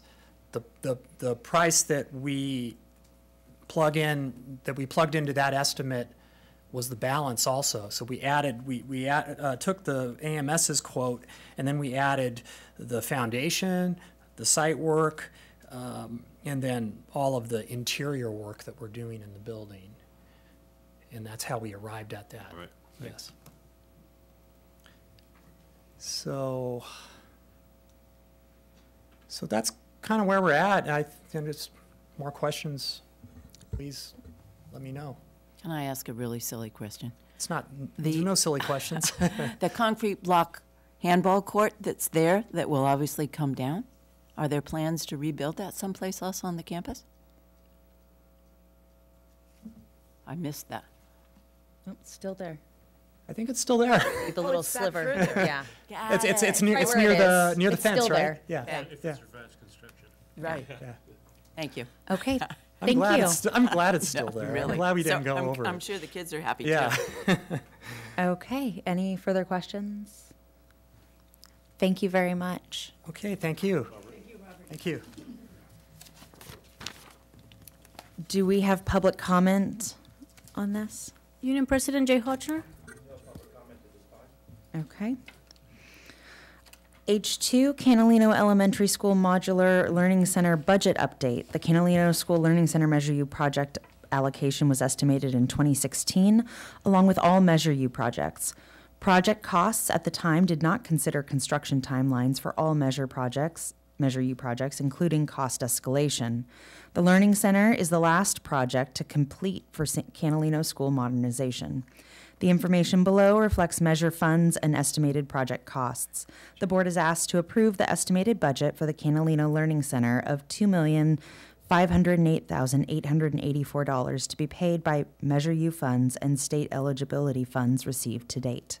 May I get a motion? Oh, wait, we're getting a budget update, though. Wait.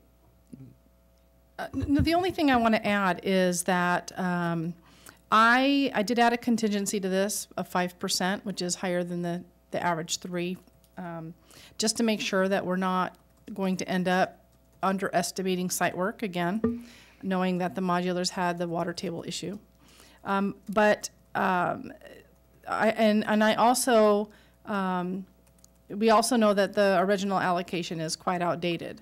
So I'm pretty confident that that this budget will be enough to fulfill the project. And we have received the 2.1 in state funding so far to cover it. Okay. May I get a motion? I'll move to approve as presented. Second. Any public comment on H2? Union President Jay Hochner? No comment at this time. Thank you. Okay. All in favor? Aye. Aye. Aye. Okay. H3, approval of KBZ Architects, Inc. proposal for updated campus maps. The board is asked to approve the proposal from KBZ Architects, Inc. for professional services for updated CUSD campus maps. KBZ has been providing the district with maps since 2013. Updated maps will include electrical, gas, and water shutoff locations for the sites. Campus plans will be provided for Aliso, Catalino, Carpinteria High School, Carpinteria Middle School, Summerlin School, Pupil Services Building, and Main School. The not-to-exceed fee of $8,000 will be paid with Measure U bond funds. May I get a motion? I'll move to approve. Second. Public comment on H3? Union President Jay Hochner? All in favor? Aye. Aye. Aye. H4, approval of Robert Robles Architecture, RRA, Inc. and AEG Group Mechanical Engineers proposal for plumbing project at Catalino. The board is asked to approve the proposal from Robert Robles Architecture, Inc. and AE Group Mechanical Engineers for the Catalino Elementary School site sewer plumbing project. The services from RRA, Inc. include meetings and coordination, drawings and specifications, bidding and construction administration in the form of job walk and meetings and on-site observation with a cost of $3,900. The services from AE Group include a plumbing plan, coordination with other consultants, and review of submittals with a cost of $4,300. The total design fee for the Catalino plumbing project will be at $8,200 and will be paid with Measure U bond funds. May I get a motion? Move to approve. I'll second. I have a question. Okay. For Robert. Robert, did AE Group, were they the mechanical engineers for the modernization? Excuse me, I'm sorry. Can you please Was AE Group the mechanical engineering group for Yes. the modernization? Yes, they were. Okay. They are. They are. Yes. So I guess my question is how this issue was overlooked, as far as not having adequate flow for the or at least pipe diameter for the improved plumbing system as designed. Mm-hmm. Well, there's been a lot of people have been talking about this, and I just probably should clarify that when it comes to the system design, we're talking about a system that is comprised of both new and existing plumbing. It was designed per the plumbing code, so all these ideas about why it's not working, it's really all hypothetical at this point. We do tend to have problems with these flat sites, and Catalino is a very flat site, so that's one issue.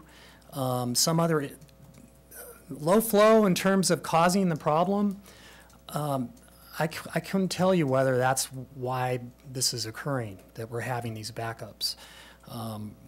Increasing, and then there's also been some other ideas, well, the pipe diameter should be increased because of the low flow fixtures, or, so we need to have bigger diameter pipes. But actually the opposite is true. When you have low flow fixtures, smaller pipe is actually better because it increases the velocity and the scouring action in the pipe. So really the larger diameter pipes are to address unintentional objects ending up in the sewer system, and that's where the larger diameter pipes would come into play. But as far as the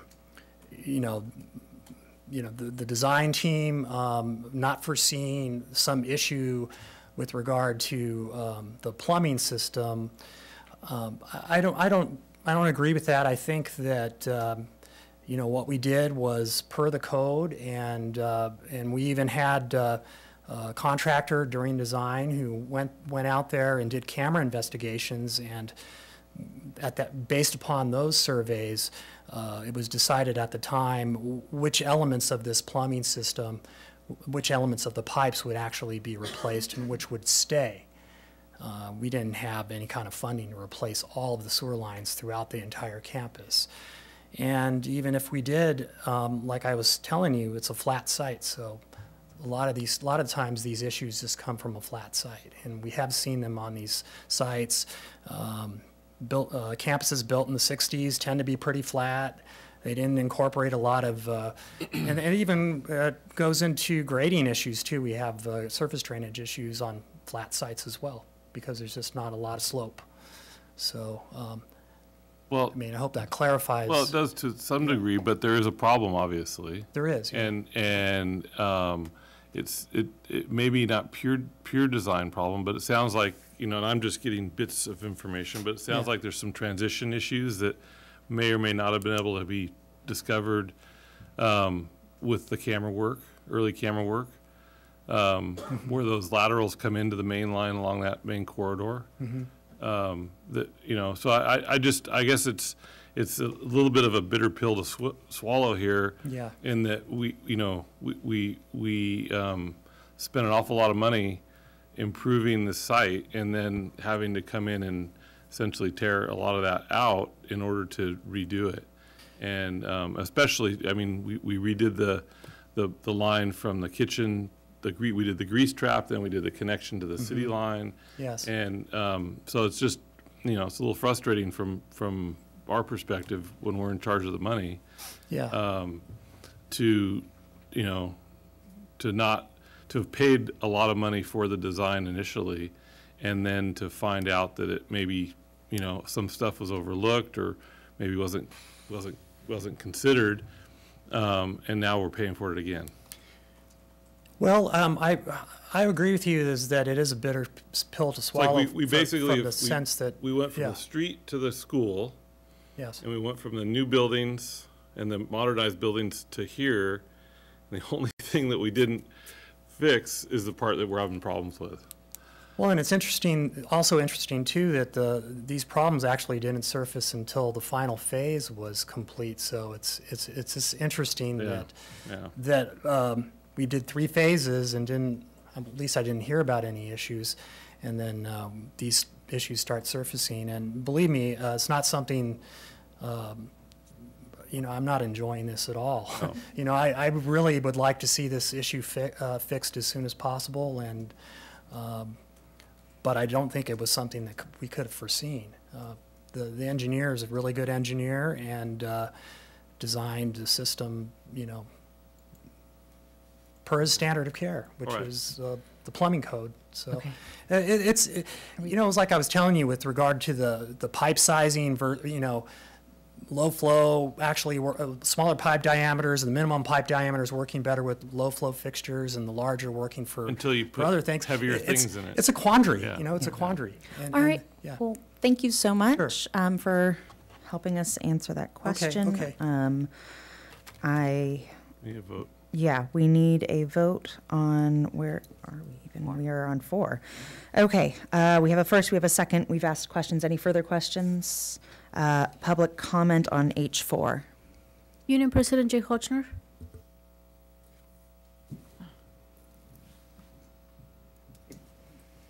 This is a good example of Mr. Schaefer being a constructive voice in areas where he does have specialty. We appreciate you asking the questions you're asking. We just really do believe that other specialty areas need to be considered when you're looking at the remainder of the district operating business that's going on. Thank you.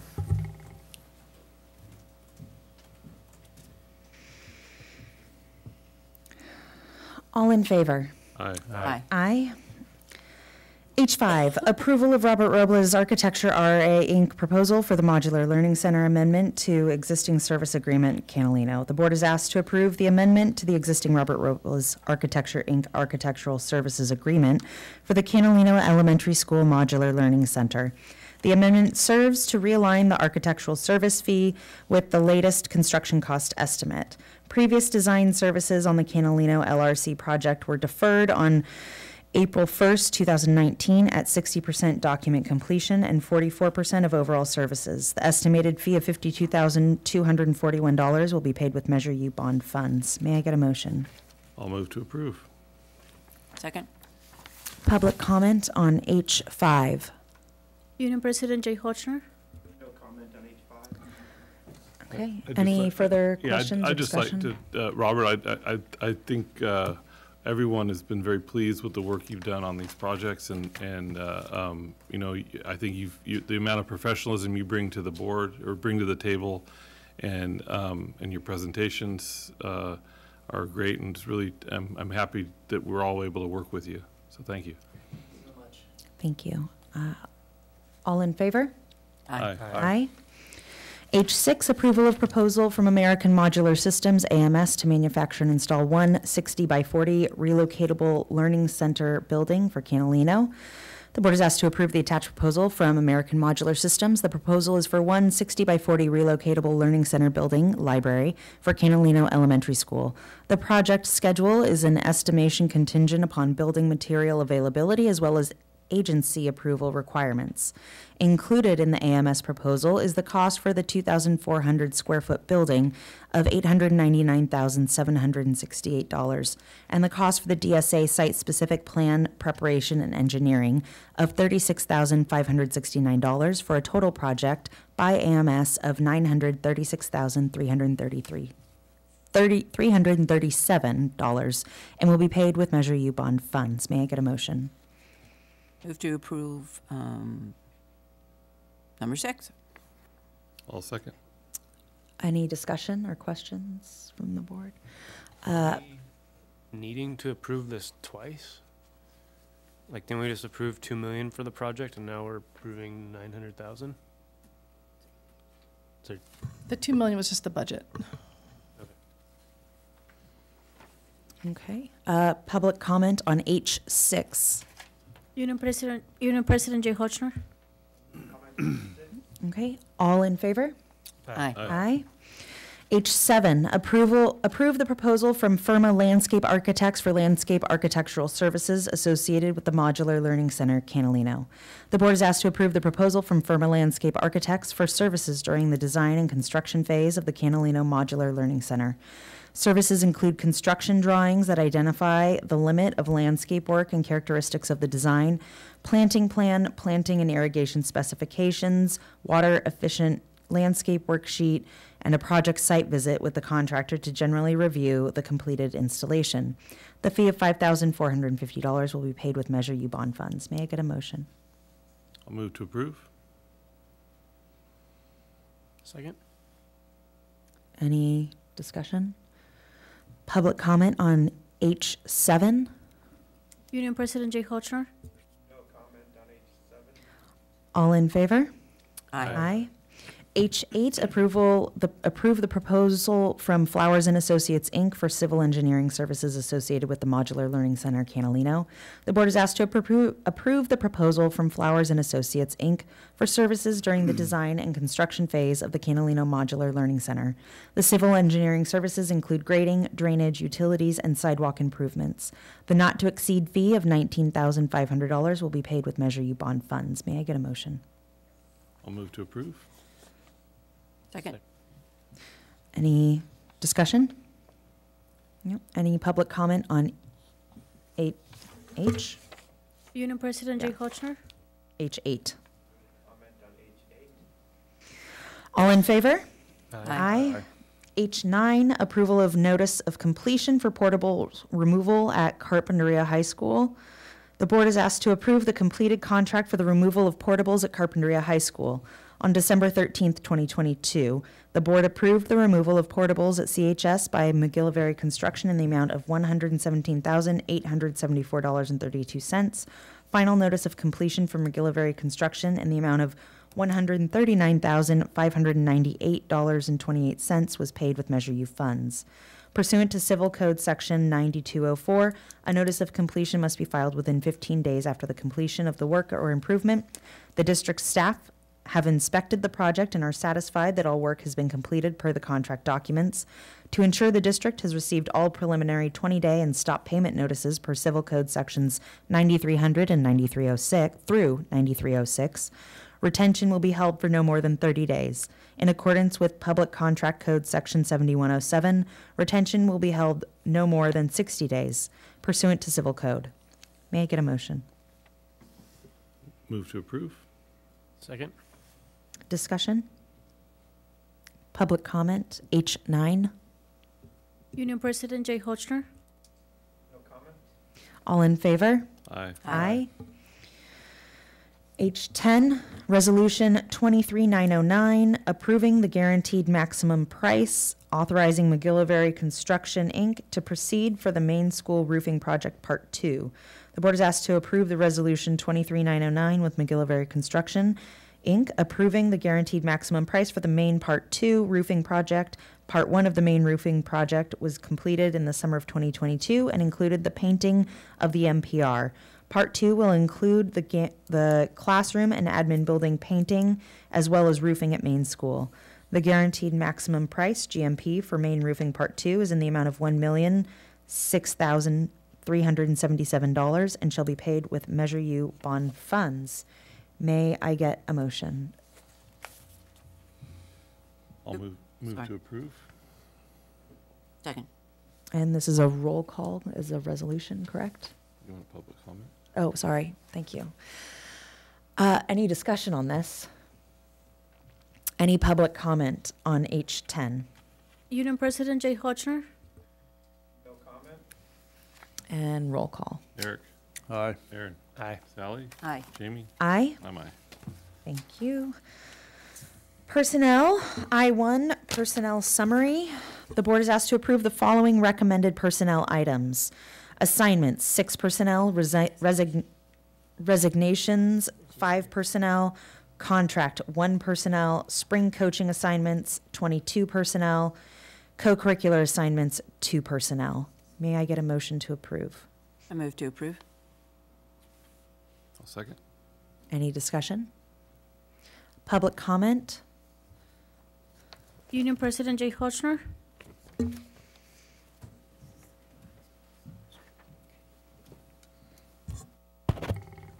All right, we'll keep this brief. Once again, we are seeing the shuffling of current employees leaving the district mid-year. The shuffling of current employees and employees leaving the district mid-year this is not taking into account the district's decision to non-reelect several employees. All the while, the district has still not shared any process for exit interviews while simultaneously claiming on multiple occasions that this process exists. That Ms. Rigby laughs at that comment is emblematic of the fact that that once again you will say things in public that you cannot or either choose not to demonstrate on the record. One more detail to add in keeping with the budget presentation theme of underestimating revenues while overestimating expenditures. The district continues to cost out its labor costs to reflect a fully staffed district.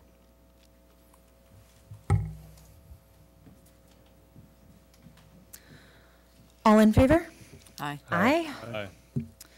I-2, Resolution 23908, non-reelect a certificated probationary employee. The board is asked to approve Resolution 23908, non-reelect a certificated probationary employee. Public employee discipline, dismissal, release pursuant to Government Code Section 54957. And I read this? Okay.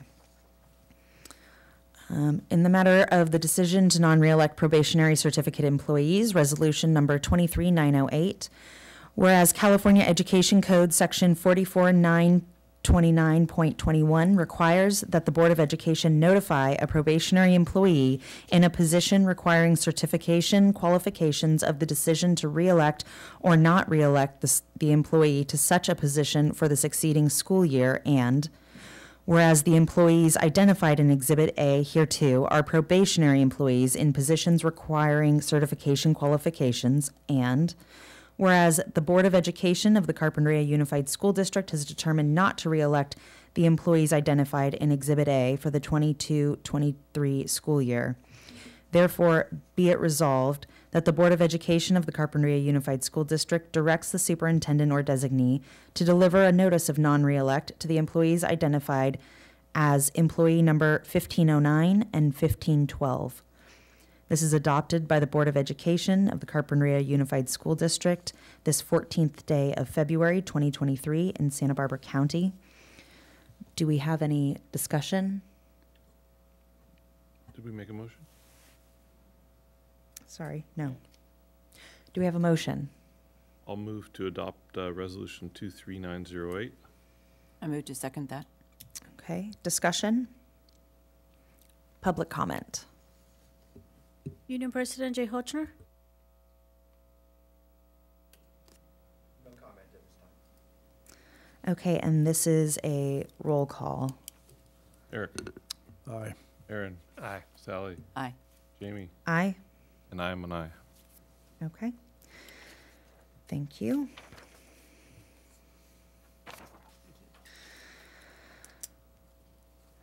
J, board announcements. Each member of the board may announce various activities involving schools, staff, and students. Does anybody have any board announcements?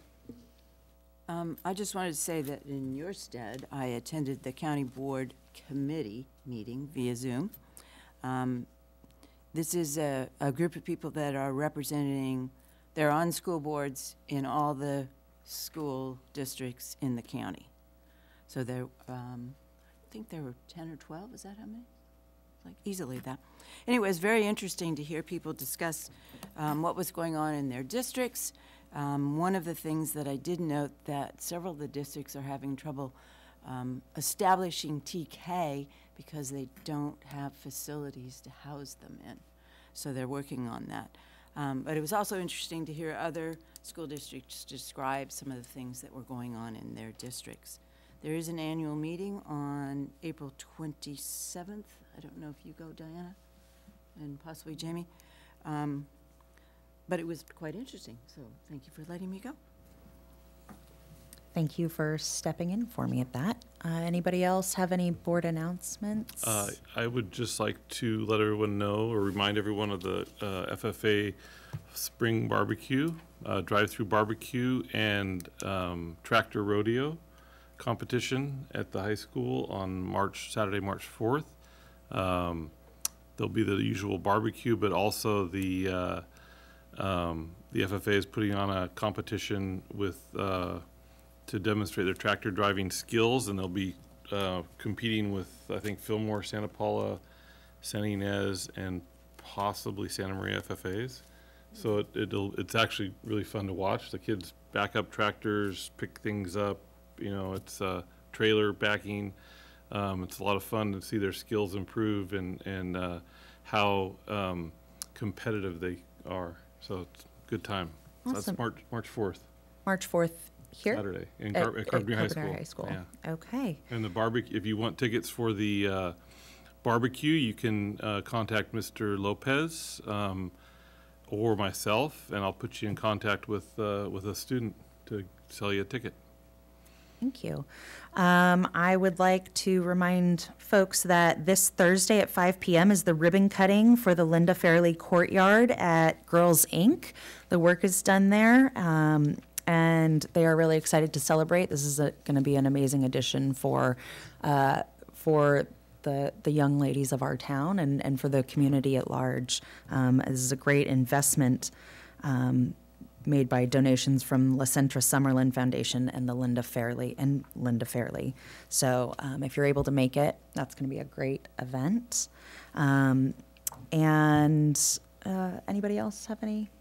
No? Okay. Public comment on board announcements. Union President Jay Hochner.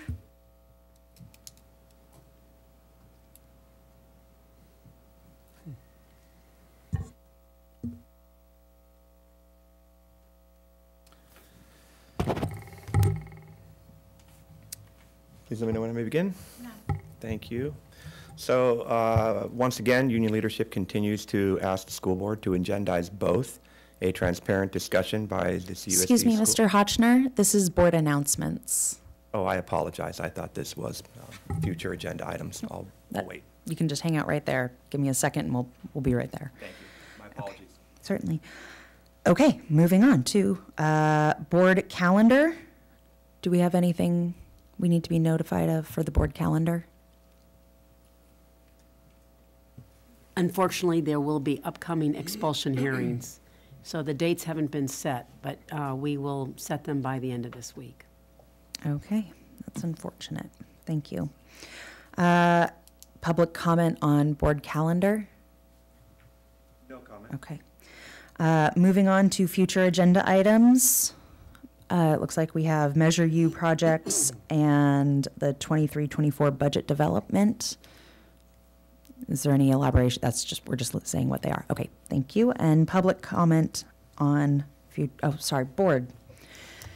Future agenda items. Anything you want to add to that or discuss? Okay. And public comment. Union President Jay Hochner. All right, thank you again. So once again, union leadership continues to ask the school board to agendize both a transparent discussion by CUSD school board members that addresses the impact of decisions made to remove any form of remuneration, compensation that is, for those who serve on the CUSD school board.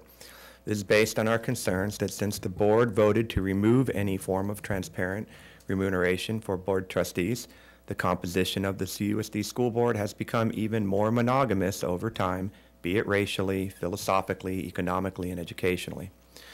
Union leadership believes that district students and families could benefit from actions that promote more diversity and inclusion at the highest levels of the decision-making process, not just on the school board, though.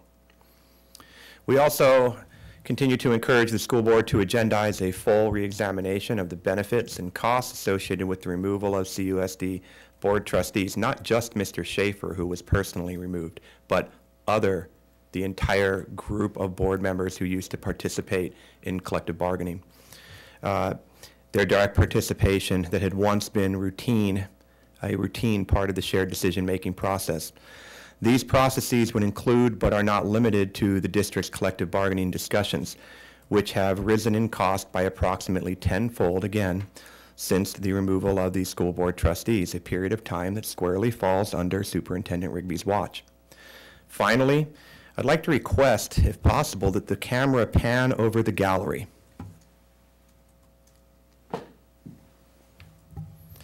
And help the community count the number of community members and employees who chose to engage directly in this process this evening.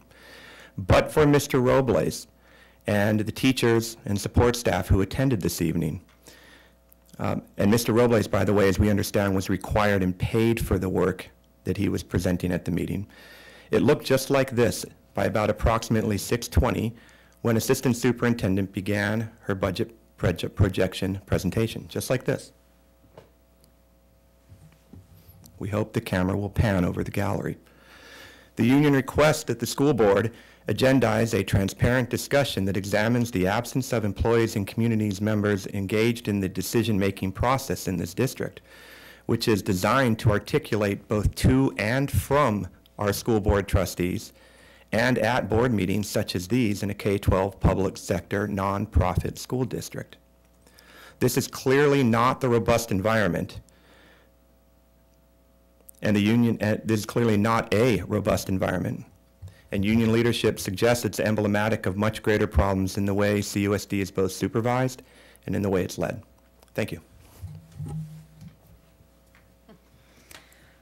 Okay, and we are going to adjourn.